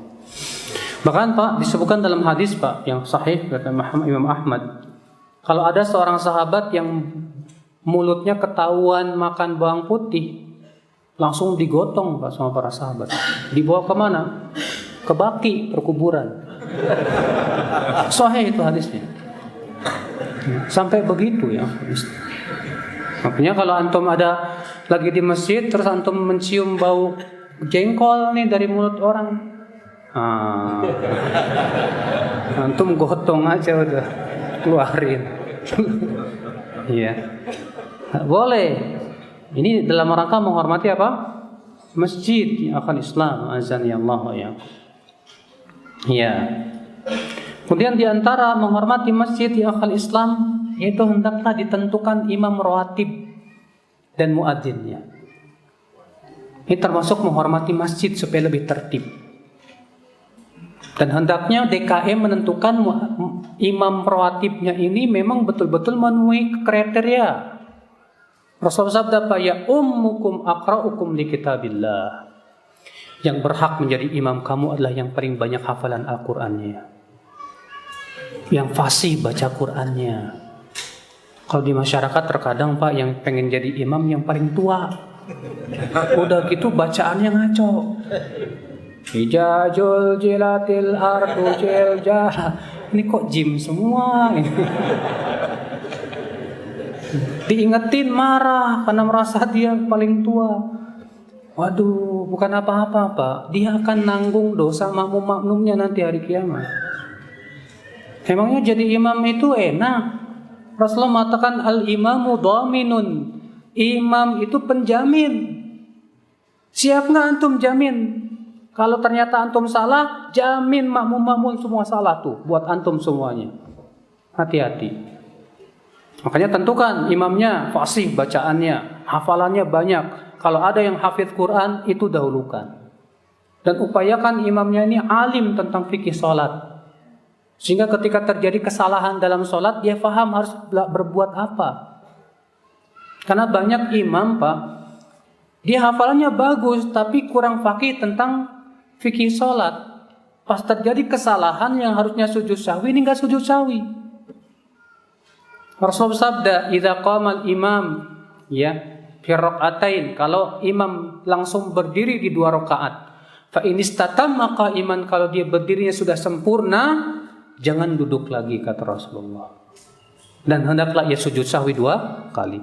Wa illam yastatim qa'iman, tapi kalau dia berdirinya belum sempurna, maka apa? Duduklah dan tidak perlu sujud sahwi. Ada imam Pak, karena nggak paham hadis ini, langsung berdiri udah apa? Udah tegak di belakang makmum, subhanallah, subhanallah, duduk lagi. Padahal kata Rasulullah apa? Jangan duduk lagi. Berarti kewajiban makmum apa? Berdiri. Kecuali kalau rakaat terakhir. Kalau rakaat terakhir semua ulama mengatakan wajib duduk lagi. Iya. Ikhwata Islam azan ya Allah wa iyyakum. Nah, ini penting ya. Demikian pula tentukan muadzinnya. Yang tentunya muadzin juga punya kriteria yang bagus. Di antaranya suaranya lantang. Suaranya apa? Bukan cuma sebatas bagus Pak, tapi lantang. Karena tujuannya mengingatkan orang sholat. Sebab kalau nggak lantang, cuma mendayu-dayu, bikin orang tidur lagi. Hayya 'alas sholat. Jadi tambah lelap ini tidurnya ini. Enggak, adzan tuh harus lantang. Hayya 'alas sholat, tuh lantang. Makanya di zaman salaf terdahulu Pak, mereka membenci muadzin yang melakukan adzannya. Sampai-sampai Umar bin Abdul Aziz ketika mendengar muadzin yang melakukan adzannya, dia berkata kepada muadzinnya, hentikan lagumu atau aku pecat kamu. Sampai begitu. Kan tujuan adzan itu supaya orang mengingatkan, ya, masuk waktu dan supaya mereka mau datang ke masjid. Akhul Islam azan ya Allah wa iyyakum. Nah, saudara-saudaraku sekalian, ikhwatul iman azan ya Allah wa iyyakum. Nah, ini ya akhul Islam azan ya Allah wa iyyakum, perkara-perkara yang harus diperhatikan terhadap masjid. Ya. Berusaha semaksimal mungkin. Kemudian akhul Islam azan ya Allah wa iyyakum, jauhi masjid dari kemungkaran-kemungkaran. Banyak di zaman sekarang masjid ini Pak 2 tingkat. Tingkat yang kedua buat apa coba? Pernikahan. Walimah yang ternyata disetel musik dan yang lainnya mengganggu orang yang ada di atasnya. Saya katakan ya akhi, tidak layak. Karena masjid itu tempat orang ingin beribadah, ingin berzikir kepada Allah, baca Quran. Kalaupun misalnya mau, ya bikin aja bangunan yang terpisah agak jauh dari masjid supaya tidak mengganggu orang yang beribadah di mana? Di masjid. Akhul iman azan ya Allah wa iyyakum. Jauhi juga ya akhul Islam masjid ini dari laghat, perdebatan. Rasulullah SAW pernah melihat 2 sahabat sedang berdebat. Dua-duanya mengangkat suaranya di masjid. Maka Rasulullah murka, marah sekali ya kepada 2 sahabat ini. Dan dilarang ya akhi di masjid mengangkat suara. Ya. Umar bin Khattab melihat 2 orang laki-laki sedang bicara tapi suaranya keras. Maka Umar mengambil kerikil kemudian dilempar. Lalu orang itu melihat ternyata Umar yang melemparnya. Yang melemparnya ini Amirul Mukminin ini. Lalu Umar menegur, min aina antum? Dari mana kalian? Dari Taif, hai Umar. Kalau kamu penduduk kota Madinah, la'auja'tuka dharban. Aku pukul kalian ini. Aku cambuk kalian nih. Apa kamu tidak tahu bahwasanya Rasulullah melarang untuk mengangkat suara di masjid? Berarti Pak, ya akhul Islam nggak boleh kita teriak-teriak di masjid, haram dalam Islam. Dalam riwayat Muslim Rasulullah bersabda, ya wahaisyakil aswaq, jauhi keributan, kegaduhan seperti di pasar di masjid ini. Kadang orang mau kumpul, ibu-ibu kumpul di masjid, masing-masing ngobrol jadi gaduh kayak di pasar. Ini wallahi dilarang oleh Rasulullah SAW. Bahkan Pak, terkadang ada satu orang baca Qurannya dikencengin lagi. Yang lain ada lagi sholat, lagi zikir, keganggu. Ini pun dilarang oleh Rasulullah SAW. Dalam riwayat Abu Daud, dalam sunannya, dalam sanad yang sahih, Rasulullah masuk ke dalam masjid Pak. Dan ternyata Rasulullah mendapati para sahabat masing-masing sedang sholat dan masing-masing mengeraskan suaranya. Maka Rasul bersabda, ala inna kullakum munajin rabbah fala yajhar ba'dukum ala ba'din biqira'atih. Ketahuilah sebagian kalian sedang bermunajat kepada Rabbnya, maka janganlah sebagian kalian mengeraskan suaranya dengan bacaannya mengganggu temannya. Bayangkan Pak, kalau mengeraskan bacaan saja, kalau bisa mengganggu temannya itu tidak boleh. Gak boleh, walaupun itu isinya baca Quran. Tapi kalau itu mengganggu ibadah orang, gak boleh dalam Islam. Iya. Kadang banyak di masjid-masjid di Indonesia ini Pak, sebelum subuh udah rame. Dengan apa? Oh, kami lagi ngingetin supaya mereka bangun. Ya kalau mau bangun silahkan tegakkan sunnah Rasulullah. Inilah Pak masalah zaman sekarang. Sunnah Rasul hilang, yang nggak sesuai sunnah muncul. Sunnah Rasul adzan awal. Justru kalau adzan awal masyarakat bingung. Ini adzan apa nih? Waduh, ini adzannya orang Wahabi nih. Wahabi katanya Pak. Padahal jelas Rasulullah kok yang nganjurin. Saya waktu ke Garut Pak, saya terkejut Pak, di sebuah kampung itu semua masjid adzan awal jam 3 pagi. Ajib, mana kira nih sholat subuh ini. Satu kampung itu semua masjid Pak. Ya, adzan awal. Luar biasa akal Islam azan ya Allah. Daripada di setel, terkadang di setel tuh apa sih? Murotal. Lah kan kasihan yang ada di rumah lagi sholat. Saya pernah lagi sholat tahajud, masjid sebelah murotal. Itu bacaan saya kelibet-libet terus Pak. Kecampur-campur terus. Gak bisa khusyuk Allah. Niat baik sih baik, tapi kan masalahnya caranya harus sesuai dengan syariat dong. Iya. Hatta baca Quran, hatta zikir kalau ternyata mengganggu orang tuh nggak boleh dalam Islam ya. Kalau Islam azan ya Allah wa yakum. Nah, saudara-saudaraku sekalian, ya, semoga yang saya sampaikan bermanfaat dan kita buka tanya jawab sampai jam 11. Saya hanya bisa sampai jam 11 karena siang ada di Blok M kajian lagi.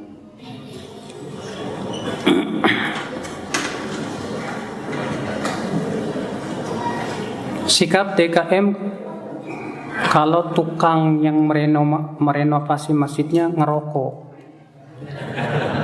Gimana nih ya Ustaz? Nah, ini memang sulit Pak. Iya. Karena tukang basnya terkadang sholat aja kagak. Iya. Ya semampunya aja lah diminimalisir. Kalau misalnya nggak bisa ya gimana lagi? Ya. Artinya kalau kita bisa cari tukang bas yang nggak ngerokok bagus. Tapi kalau nggak ada lagi ya terpaksa gimana lagi? Ya kita hanya sebatas memberikan nasihat saja. Ya. Iya. Kalau masjid yang kita bangun dipakai untuk kegiatan-kegiatan yang nggak sesuai sunnah Ustadz, bagaimana ya Ustadz? Apakah itu berdosa? Kalau jelas-jelas kegiatan itu nggak sesuai sunnah, ya, kita lihat. Kalau misalnya masyarakat maksa supaya diadakan kegiatan itu, kalau kita tidak lakukan ini bisa mudorot. Ya terpaksa gimana lagi? Gak bisa kita pertahankan, ya. Karena banyak sekali teman-teman yang kekeh, masyarakat kekeh minta, kekeh juga, akhirnya apa? Masyarakat menggunakan kekuatan, akhirnya nggak bisa apa-apa. Selesai. Ya tentu tidak, jangan seperti itu juga. Ya, kalau memang kita sudah berusaha pengertian, memberikan pengertian kepada mereka dan mereka tetap aja kekeh, ya sudah. Ya, silakan ya diberikan kepanitiaan kepada mereka. Bagaimana pahalanya kalau pergi ke masjid dengan naik kendaraan? Wallahu a'lam. Yang jelas dikasih pahala Pak. Namun yang paling utama itu jalan kaki. Iya. Yang paling utama itu jalan kaki Pak. Benar. Syekh Utsaimin Pak, Syekh Utsaimin, masjidnya dengan rumah itu 2 kilo. Dan beliau sambil jalan dari rumah ke masjid itu murojaah. Bayangkan kalau antum, rumah antum ke masjid 1 kilo. Sekali perjalanan jalan gitu sambil baca Quran, ngapalin Quran atau ngapalin apa? Ya hadis. Setahun aja udah berapa ayat tuh bisa hafal. Lumayan.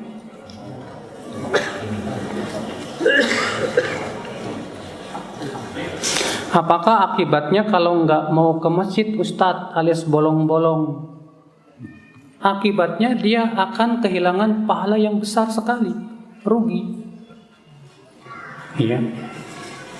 Yang kedua, kalau antum bolong-bolongnya tanpa udzur syar'i, tanpa ada alasan syar'i, ya, antum tahu tidak Pak? Orang yang selalu pergi ke masjid terlambat mulu, itu saja kata Rasulullah Pak, Allah lambatkan ia masuk ke surganya. Kata Rasulullah, yazalur rajul yata'akhkhar an salatil jumu'ah afiratin salatil jamaah hatta yuakhirahu Allah wa in kana min ahliya fil jannah. Senantiasa seseorang selalu terlambat dari salat Jumat dan salat berjamaah sampai akhirnya Allah akhirkan ia masuk ke surga. Tak dulu. Yang lain udah pada masuk, ente tak dulu. Loh kenapa? Salah ente dulu mengakhirkan salat. Sekarang Allah di hari kiamat Allah akhirkan kamu. Kalau kita pengen cepetan masuk ke surganya, ya udah cepetan don pergi ke masjidnya. Gimana ini kalau dia lebih senang di rumah Pak, bukan di masjid? Iya. Ini tentunya dikhawatirkan orang seperti ini nanti malah lama-lama jadi kena penyakit kemunafikan Pak. Iya.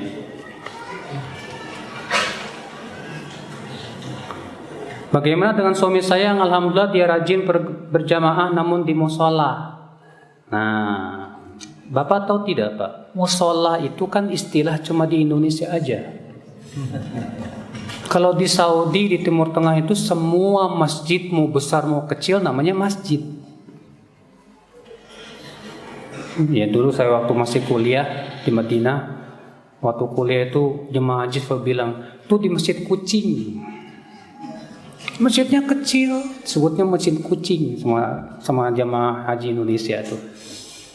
Iya. Masjid sekecil apapun itu masjid. Musola itu termasuk apa? Masjid. Ya. Nah, kita berusahalah sholat di masjid yang dekat dengan rumah kita.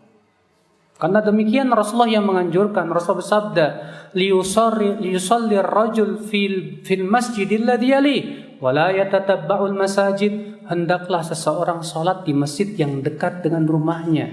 Jangan cari-cari masjid yang lain. Ya. Ini terkadang masjid dekat rumah ada dilewatin, jauh banget. Jangan Pak. Kalau bisa utamakan yang dekat dulu. Ya. Itu yang diperintahkan oleh Nabi Shallallahu Alaihi Wasallam. Bagaimana pemimpin rumah tangga susah dianjurin sholat berjamaah? Ini curcol nih. Usianya sudah 60 tahun lebih. Wah kasihan ini Pak. Udah 60 tahun masih belum suka ke masjid. Waduh. Iya. Bapak tahu tidak Pak? Ada apa dengan umur 60 tahun? Rasulullah bersabda, a'darallahu li'abdihi hatta balagha 60 sana. Allah masih memberikan udzur kepada seorang hamba sampai umur 60 tahun. Artinya kalau 60 tahun belum kembali juga kepada Allah, sudah tidak ada udzur buat dia lagi. Sudah Allah kasih waktu panjang nih 60 tahun belum kembali kepada Allah juga. Waduh kebangetan nih Pak. Gimana dong Ustaz kalau ternyata dia mau pergi ke jamaah ke masjid nggak mau? Yang seperti ini bagusnya dikasih motivasi. Kasih motivasi tentang pahala yang besar pergi ke masjid. Kasih motivasi, kuatkan dia ya hatinya untuk mencintai masjid, mencintai Allah Subhanahu wa taala. Karena orang seperti ini masalahnya sepertinya sudah terbiasa dari mudanya. Makanya salah kalau ada pemuda yang berkata, saya taubatnya nanti aja udah tua. Salah. Kata Ibnu Qudamah, orang yang menunda taubat itu sama seperti orang yang mau mencabut pohon. Ketika ia mau cabut, susah. Lalu dia berkata, saya mau cabut tahun depan aja. Pas dia mau cabut tahun depannya, tambah kuat ini pohon. Dia bilang nanti aja deh saya cabutnya. Tambah besar, tambah kuat lagi, nggak bisa. Kalau orang berkata nanti tua saya taubat, nah, kalau antum sudah dari muda terbiasa di atas maksiat, jangan harap antum taubat kepada Allah, karena pohon maksiat itu sudah kuat akarnya di hati antum. Sulit. Maka berikan motivasi terus itu. Mudah-mudahan ya Allah memberikan hidayah kepadanya.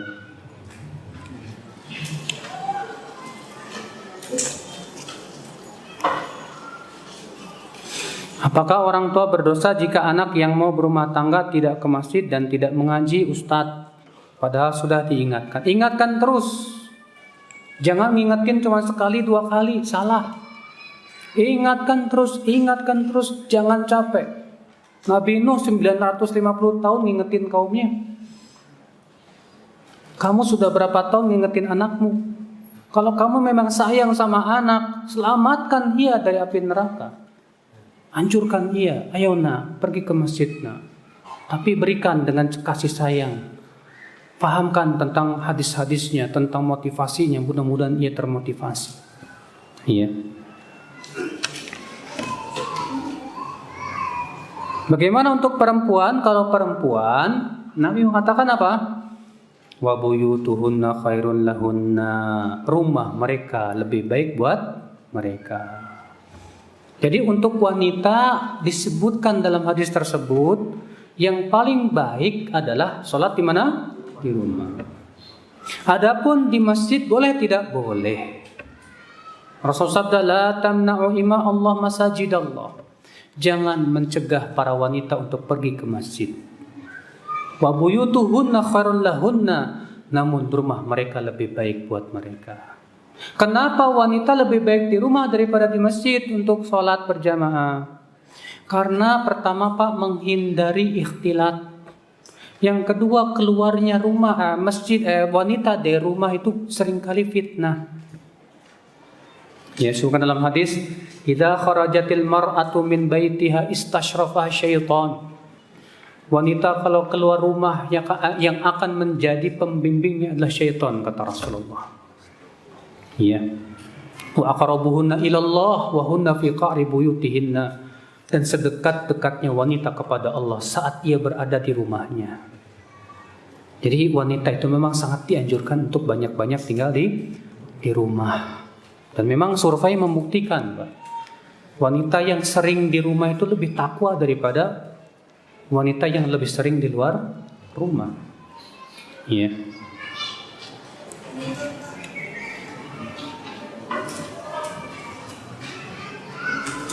Ana masih ada keraguan di hati ini Ustadz, padahal sudah ngaji 10 tahun lebih. Apakah agama ini agama yang benar? Dari mana ana tahu bahwa Al-Quran itu benar datangnya dari Allah? Mohon penjelasannya Ustadz. Akhi, coba antum lihat. Semua yang Allah ajarkan dalam Al-Quran. Dan antum gunakan akal pikiran antum yang sehat. Al-Quran ini pertama menantang semua yang meragukannya untuk membuat yang sama dengan Al-Quran. 1 surat saja. Allah berfirman, wa in kuntum fi raibin mimma nazzalna ala abdina fa'tu bi suratin min mithlih. Jika kalian meragukan Al-Quran yang kami turunkan kepada hamba kami ini, silakan kamu buat yang semisal dengannya. Waktu syuhada'akum, panggil teman-teman kalian yang ahli di dalam sastra Arab.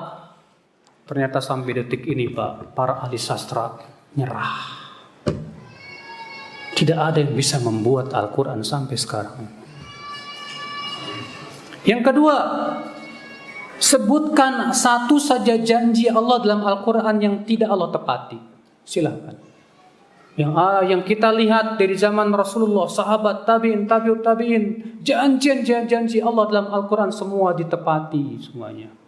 Dan terjadi satu persatu. Rasulullah mengabarkan tentang apa yang terjadi di masa depan. Semua terjadi, tidak ada yang tidak terjadi. Itu menunjukkan akan kebenaran yang Rasulullah bawa.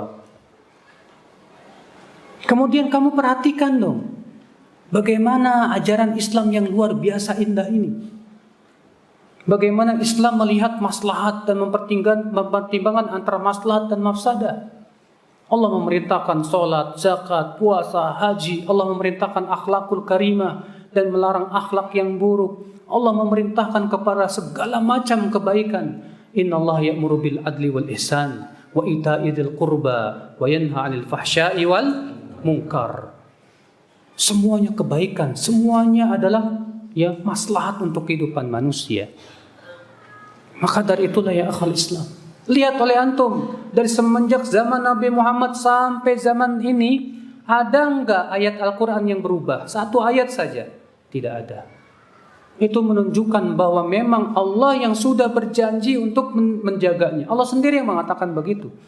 Inna nahnu nazzalna dzikra wa inna lahu lahafidhun. Kami yang telah menurunkan adzikr Al-Quran dan kami yang akan menjaganya. Ternyata sampai detik ini tidak ada orang yang berhasil Pak untuk merubah-rubahnya kecuali ketahuan. Iya. Lihat oleh antum, kalau antum meragu terhadap agama Islam dan terhadap Al-Quran ini, akhul Islam azan ya Allah ya. Coba lihat bagaimana Allah Subhanahu wa taala menjadikan Rasulullah SAW tidak bisa baca tulis. Rasulullah itu ummi. Ya, tapi ternyata subhanallah yang Rasulullah sampaikan Al-Quran ini, orang yang paling cerdas pun membuat dia terperangah melihatnya akan keaguman dan kehebatan Al-Quranul Karim. Makanya ya akhwat Islam azan ya, gunakan akal pikiran antum. Makanya kalau antum tidak berusaha untuk mengkaji Islam dengan benar, terus melihat ya keindahan-keindahan Islam ini, antum akan terus ya dirundung keraguan. Kayak akhi, memang demikian, setan datang berusaha untuk menjadikan kita ragu. Rasul bersabda, ya, inna syaitan ya'ti ahadakum. Setan akan mendatangi salah seorang dari kalian. Fayaqul, lalu setan berkata, man khalaqa kadza, siapa yang menciptakan ini? Allah. Siapa yang menciptakan itu? Allah. Siapa yang menciptakan itu? Allah. Faman khalaqallah, siapa yang menciptakan Allah? Kata Rasulullah, kalau sudah sampai situ, liyantahi, hentikan. Liyata'awwad billah, hendaklah ia berlindung kepada Allah. Dalam satu artian yang lain, ucapkan amantu billah. Dalam artian yang lain, bacakan surat Al-Ikhlas. Nah, saudaraku sekalian, ikhwatul Islam, pikirkan lagi oleh antum dengan pikiran yang bening dan bersih. Siapa yang menciptakan langit dan bumi ini? Mungkinkah bumi ini ada tanpa pencipta? Pikirkan baik-baik oleh akal kamu. Allah mengatakan am khuliqu min ghairi syai'in am humul khaliqun am khalaqus samawati wal ard bal la yuqinun. Apakah mereka diciptakan tanpa sesuatu atau mereka yang menciptakan dirinya sendiri? Artinya mungkinkah manusia ada tiba-tiba atau mungkinkah manusia menciptakan dirinya sendiri? Gak mungkin dua-duanya. Karena dua-duanya tidak mungkin, berarti ada satu kemungkinan itu yang benar. Apa? Bahwa manusia diciptakan. Alam semesta ini diciptakan. Kalau antum yakin bahwa yang menciptakan alam semesta ini Allah, tidak mungkin Allah tidak punya peraturan. Allah pasti punya aturan. Karena dia raja. Mana ada raja nggak punya aturan? Raja-raja di dunia aja pasti punya peraturan. Ya tidak? Pemimpin-pemimpin dunia pasti punya peraturan. Maka dia Allah pencipta langit dan bumi, pemilik seluruh makhluk, pasti punya aturan. Punya syariat ya, yang harus ditaati oleh hamba-hambanya. Bahkan Pak, semua yang membuat sesuatu aja punya aturan. Antum punya komputer beli, pasti ada aturan. Nggak boleh komputer ini dipakai dalam kolam renang sambil berenang, nah, kan nggak boleh, rusak ya. Nggak boleh begini, nggak boleh begitu. Kenapa? Kalau antum nggak patuh ini, hancur komputer kamu tuh. Kalau itu komputer, mobil juga sama. Ya, kalau di peraturannya solar ya solar, jangan bensin dimasukin, rusak. Itu makhluk. Yang itu buatan manusia, maka Allah menciptakan manusia, menciptakan semua pasti punya aturan. Aturan itu yang Allah pasti akan sampaikan kepada hamba-hambanya. Kenapa? Karena Allah Maha Kasih Sayang. Kalau antum yakin Allah Maha Sayang, gak mungkin Allah biarkan manusia tanpa apa? Bimbingan. Gak mungkin. Gak mungkin Allah biarkan manusia bagaikan binatang ternak. Gak mungkin. Karena Allah Maha Kasih Sayang, Mbak. Maka kasih sayang Allah yaitu mengharuskan mengutus para rasul, menurunkan kitab-kitab suci, dan menjelaskan tentang aturan-aturannya yang kemudian itu berupa agama, din, dan syariat. Ya, Allahu a'lam.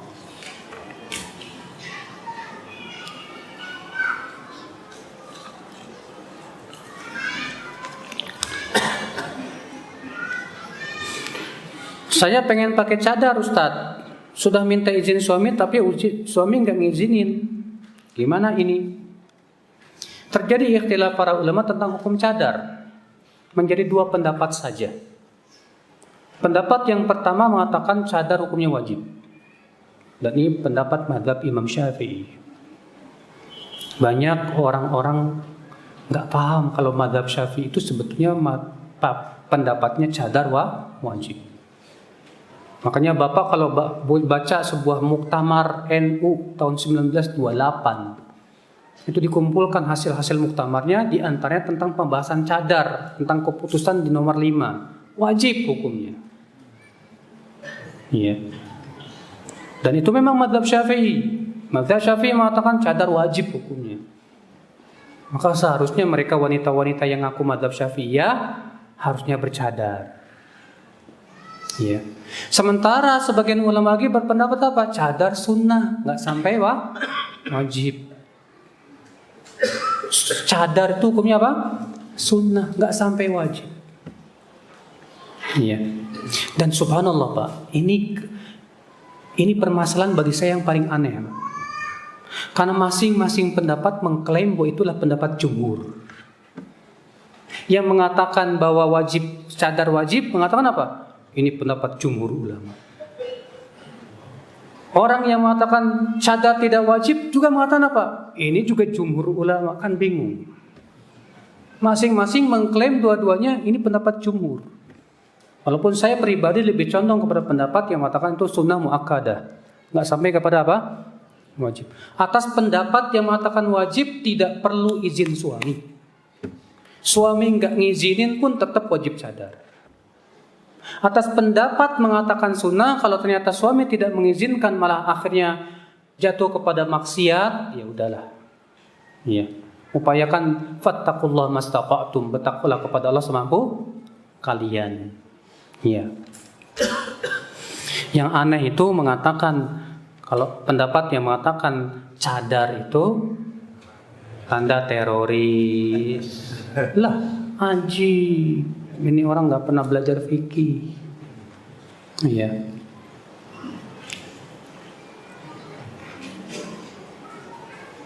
Di sebuah masjid ada di halamannya ada kuburan. Bagaimana itu, Ustaz? Apakah halaman ini masuk dalam tanah wakaf untuk masjid atau tidak? Kalau dia tidak termasuk tanah wakaf, artinya berbeda, dia tanah tersendiri, boleh sholat di masjid itu. Tapi kalau dia termasuk tanah wakaf masjid, maka itu bagian dari masjid. Maka semua ulama sepakat ijma tidak boleh sholat di situ. Iya.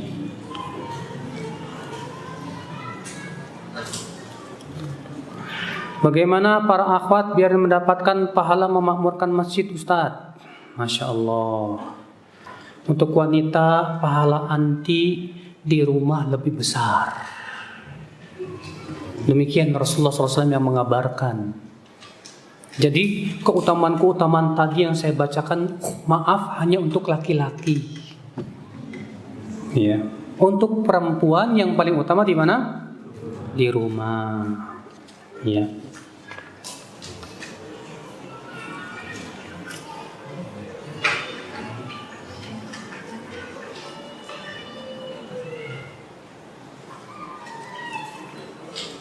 Mohon tulisannya digedein dikit Pak ya. Jangan terlalu kecil.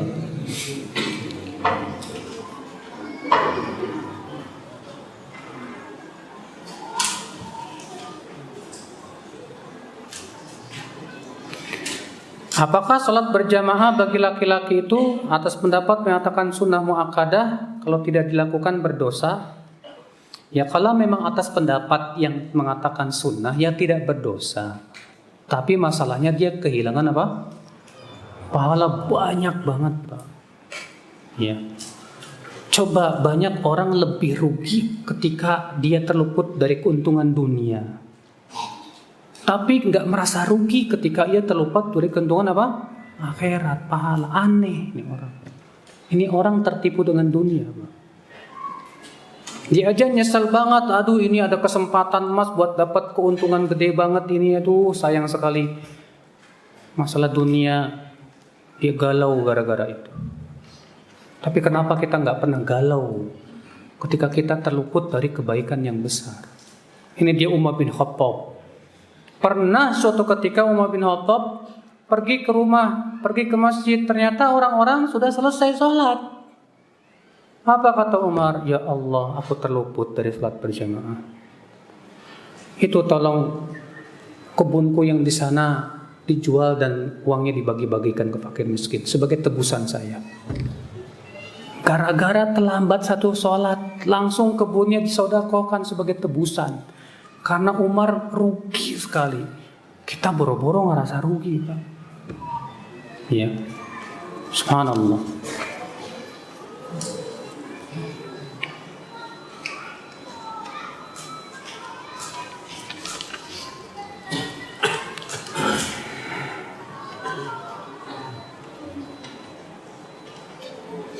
Apabila seorang perempuan bisa menjaga sholat wajib, berpuasa Ramadan, menjaga harga dirinya dan taat sama suami, boleh masuk surga lewat pintu mana saja yang dia suka.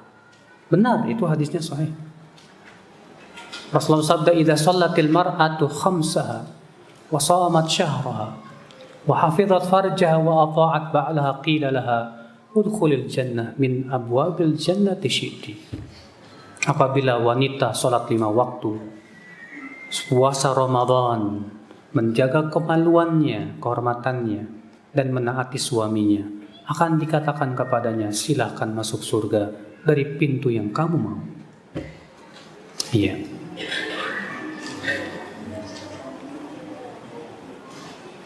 Sebaik-baik perempuan adalah banyak diam di rumah. Kalau pergi untuk menuntut ilmu, boleh enggak? Boleh, enggak masalah. Tapi jangan sampai tiap hari.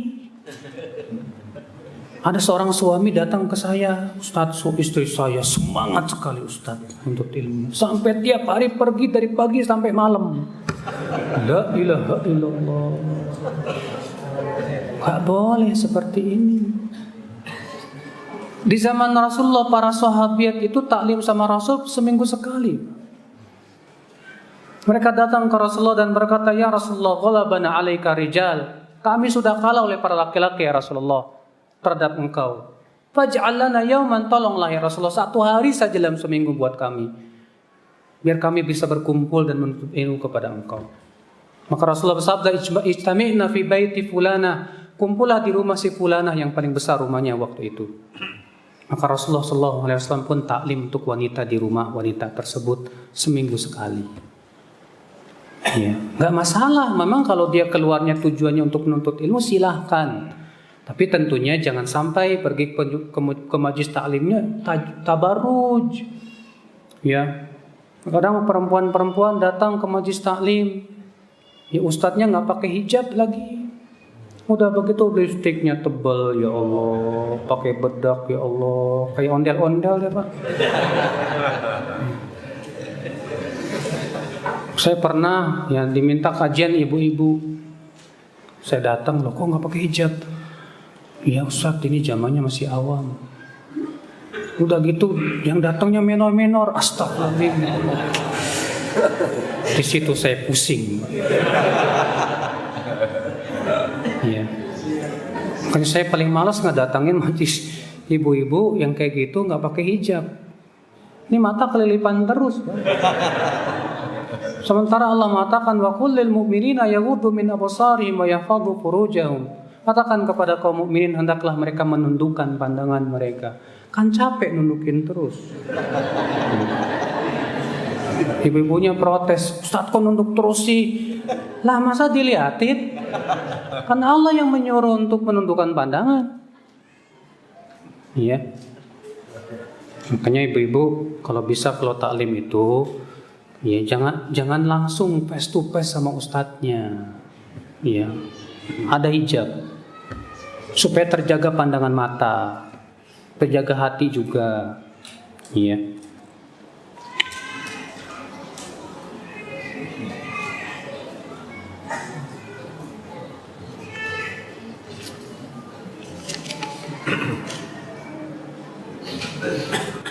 Bagaimana hukumnya seorang suami nggak pernah ngebantu istrinya mengerjakan pekerjaan rumah, Ustadz? Masya Allah.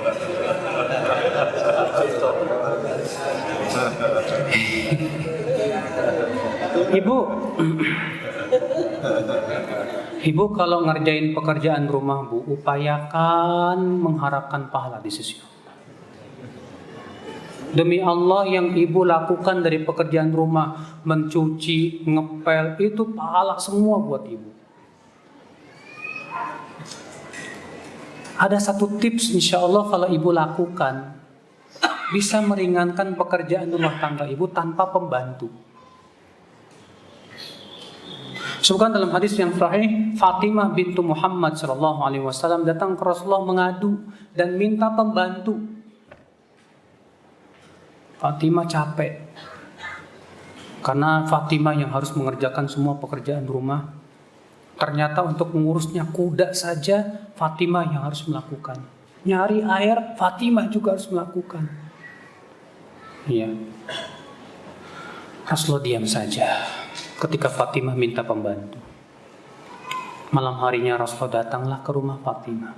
Kemudian Rasulullah duduk di antara Ali dan Fatimah. Rasulullah bersabda, maukah aku ajarkan bacaan yang kalau kalian baca itu lebih baik daripada pembantu. Baca sebelum tidur subhanallah 33 kali, alhamdulillah 33 kali, Allahu Akbar 34 kali. Rupanya diamalkan oleh Fatimah. Apa kata Fatimah? Demi Allah, semenjak aku baca itu, Allah mudahkan pekerjaan-pekerjaanku. Syekhul Islam Taimiyah mengambil faidah ini menunjukkan bahwa zikir sebelum tidur memberikan kekuatan pada badan kita untuk bisa melakukan tugas-tugas. Nah, ini cocok nih buat yang nanya tadi. Suaminya nggak pernah bantuin rumah tangga, itu artinya suami ingin memberikan pahala full buat kamu. Walaupun tentunya suami seperti ini bukan sebaik-baik suami. Karena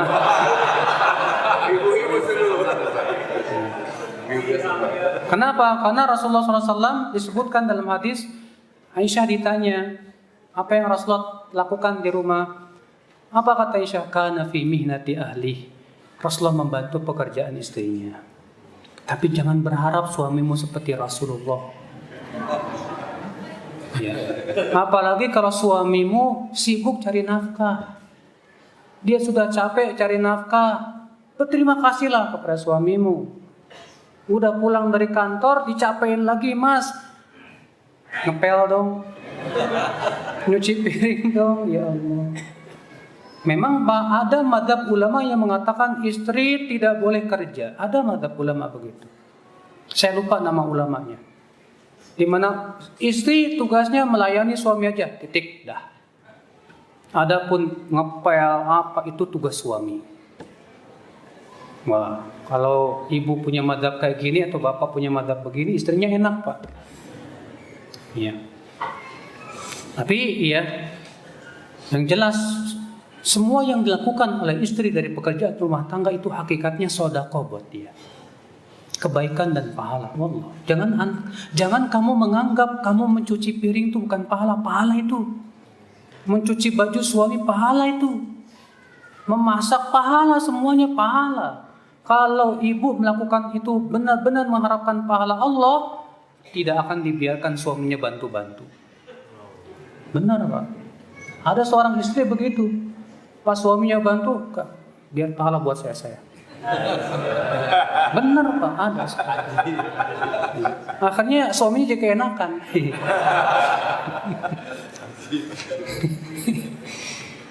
Iya.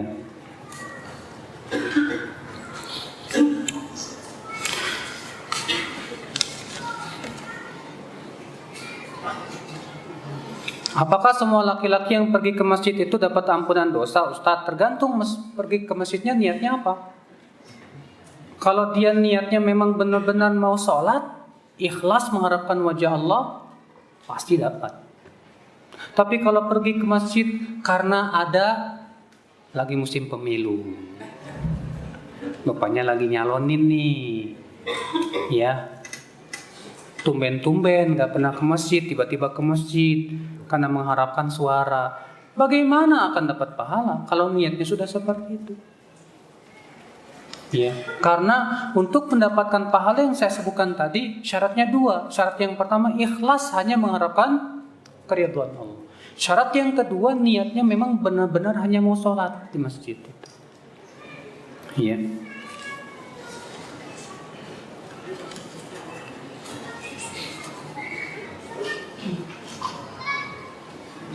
Bagaimana hukumnya bila ada anak-anak di masjid tapi mengganggu kekhusyuan sholat? Ya. Pertama, Bapak, wajib orang tua yang ingin membawa anaknya ke masjid, dia mengajarkan anak tersebut tentang kehormatan masjid. Ajarkan kepada si anak dan tanamkan ke dia bahwa masjid itu bukan tempat bermain. Tanamkan ke si anak bahwa masjid itu tempat yang mulia yang harus dihormati. Sampaikan kepada anak, nah, Rasulullah melarang ribut di masjid, nggak boleh. Nah. Banyak orang tua Pak, niat dia bawa ke anak ke masjid itu niatnya bagus, ingin mendidik anak sholat berjamaah, tapi sayang dia nggak mendidik, sehingga akhirnya papa sholat berjamaah, anaknya lari-lari, jerit-jerit, akhirnya imamnya juga ya keganggu, makmum yang lain nggak khusyuk. Siapa yang akan ya menanggung kalau bukan bapaknya yang membawanya itu? Kan ini zalim namanya Pak. Ini bukan tidak zalim nih Pak. Iya. Makanya banyak fatwa para ulama seperti Syekh Utsaimin dan ulama zaman dahulu seperti Ibnu Abdullah dan yang lainnya mengatakan kalau anak itu memang kalau dibawa ke masjid mengganggu, nggak boleh dibawa. Kalau memang ternyata datangnya ke masjid hanya untuk apa ternyata lari-lari dan yang lainnya mengganggu, jangan dibawa. Kenapa? Karena masjid pertama bukan tempat untuk main, tempat ribut nggak boleh. Masjidnya tempat yang harus dimuliakan, dihormati. Iya, Allahu a'lam.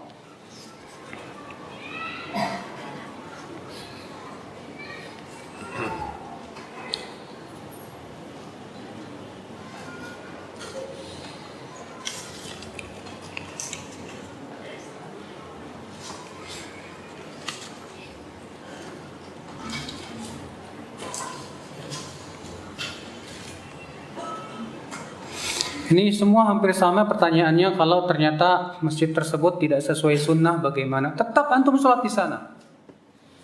Walaupun imamnya melakukan perbuatan bid'ah, misalnya, tetap antum sholat di belakangnya.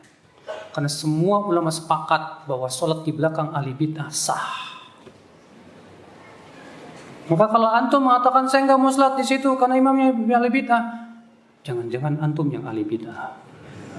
Karena antum sudah menyelisih ijma para ulama akan bolehnya sholat di belakang ahli bid'ah. Ya. Sholat udah tetap di masjid tersebut. Barangkali keberadaan antum ada manfaatnya suatu ketika, bisa memberikan warna dan yang lainnya. Ya. Bismillah, sholat saja di situ. Ya, kecuali kalau antum dilarang, Wahabi nggak boleh sholat di sini, pergi. Baru. Ya, gimana lagi daripada berantem. Baiklah Bapak sekalian, semoga yang saya sampaikan bermanfaat. Mohon maaf ya, hanya sampai bisa jam 11 karena ada kajian lain. Dan mohon maaf bila ada kata-kata yang tak berkenan di hati. Wabillahi taufik. Assalamualaikum warahmatullahi wabarakatuh.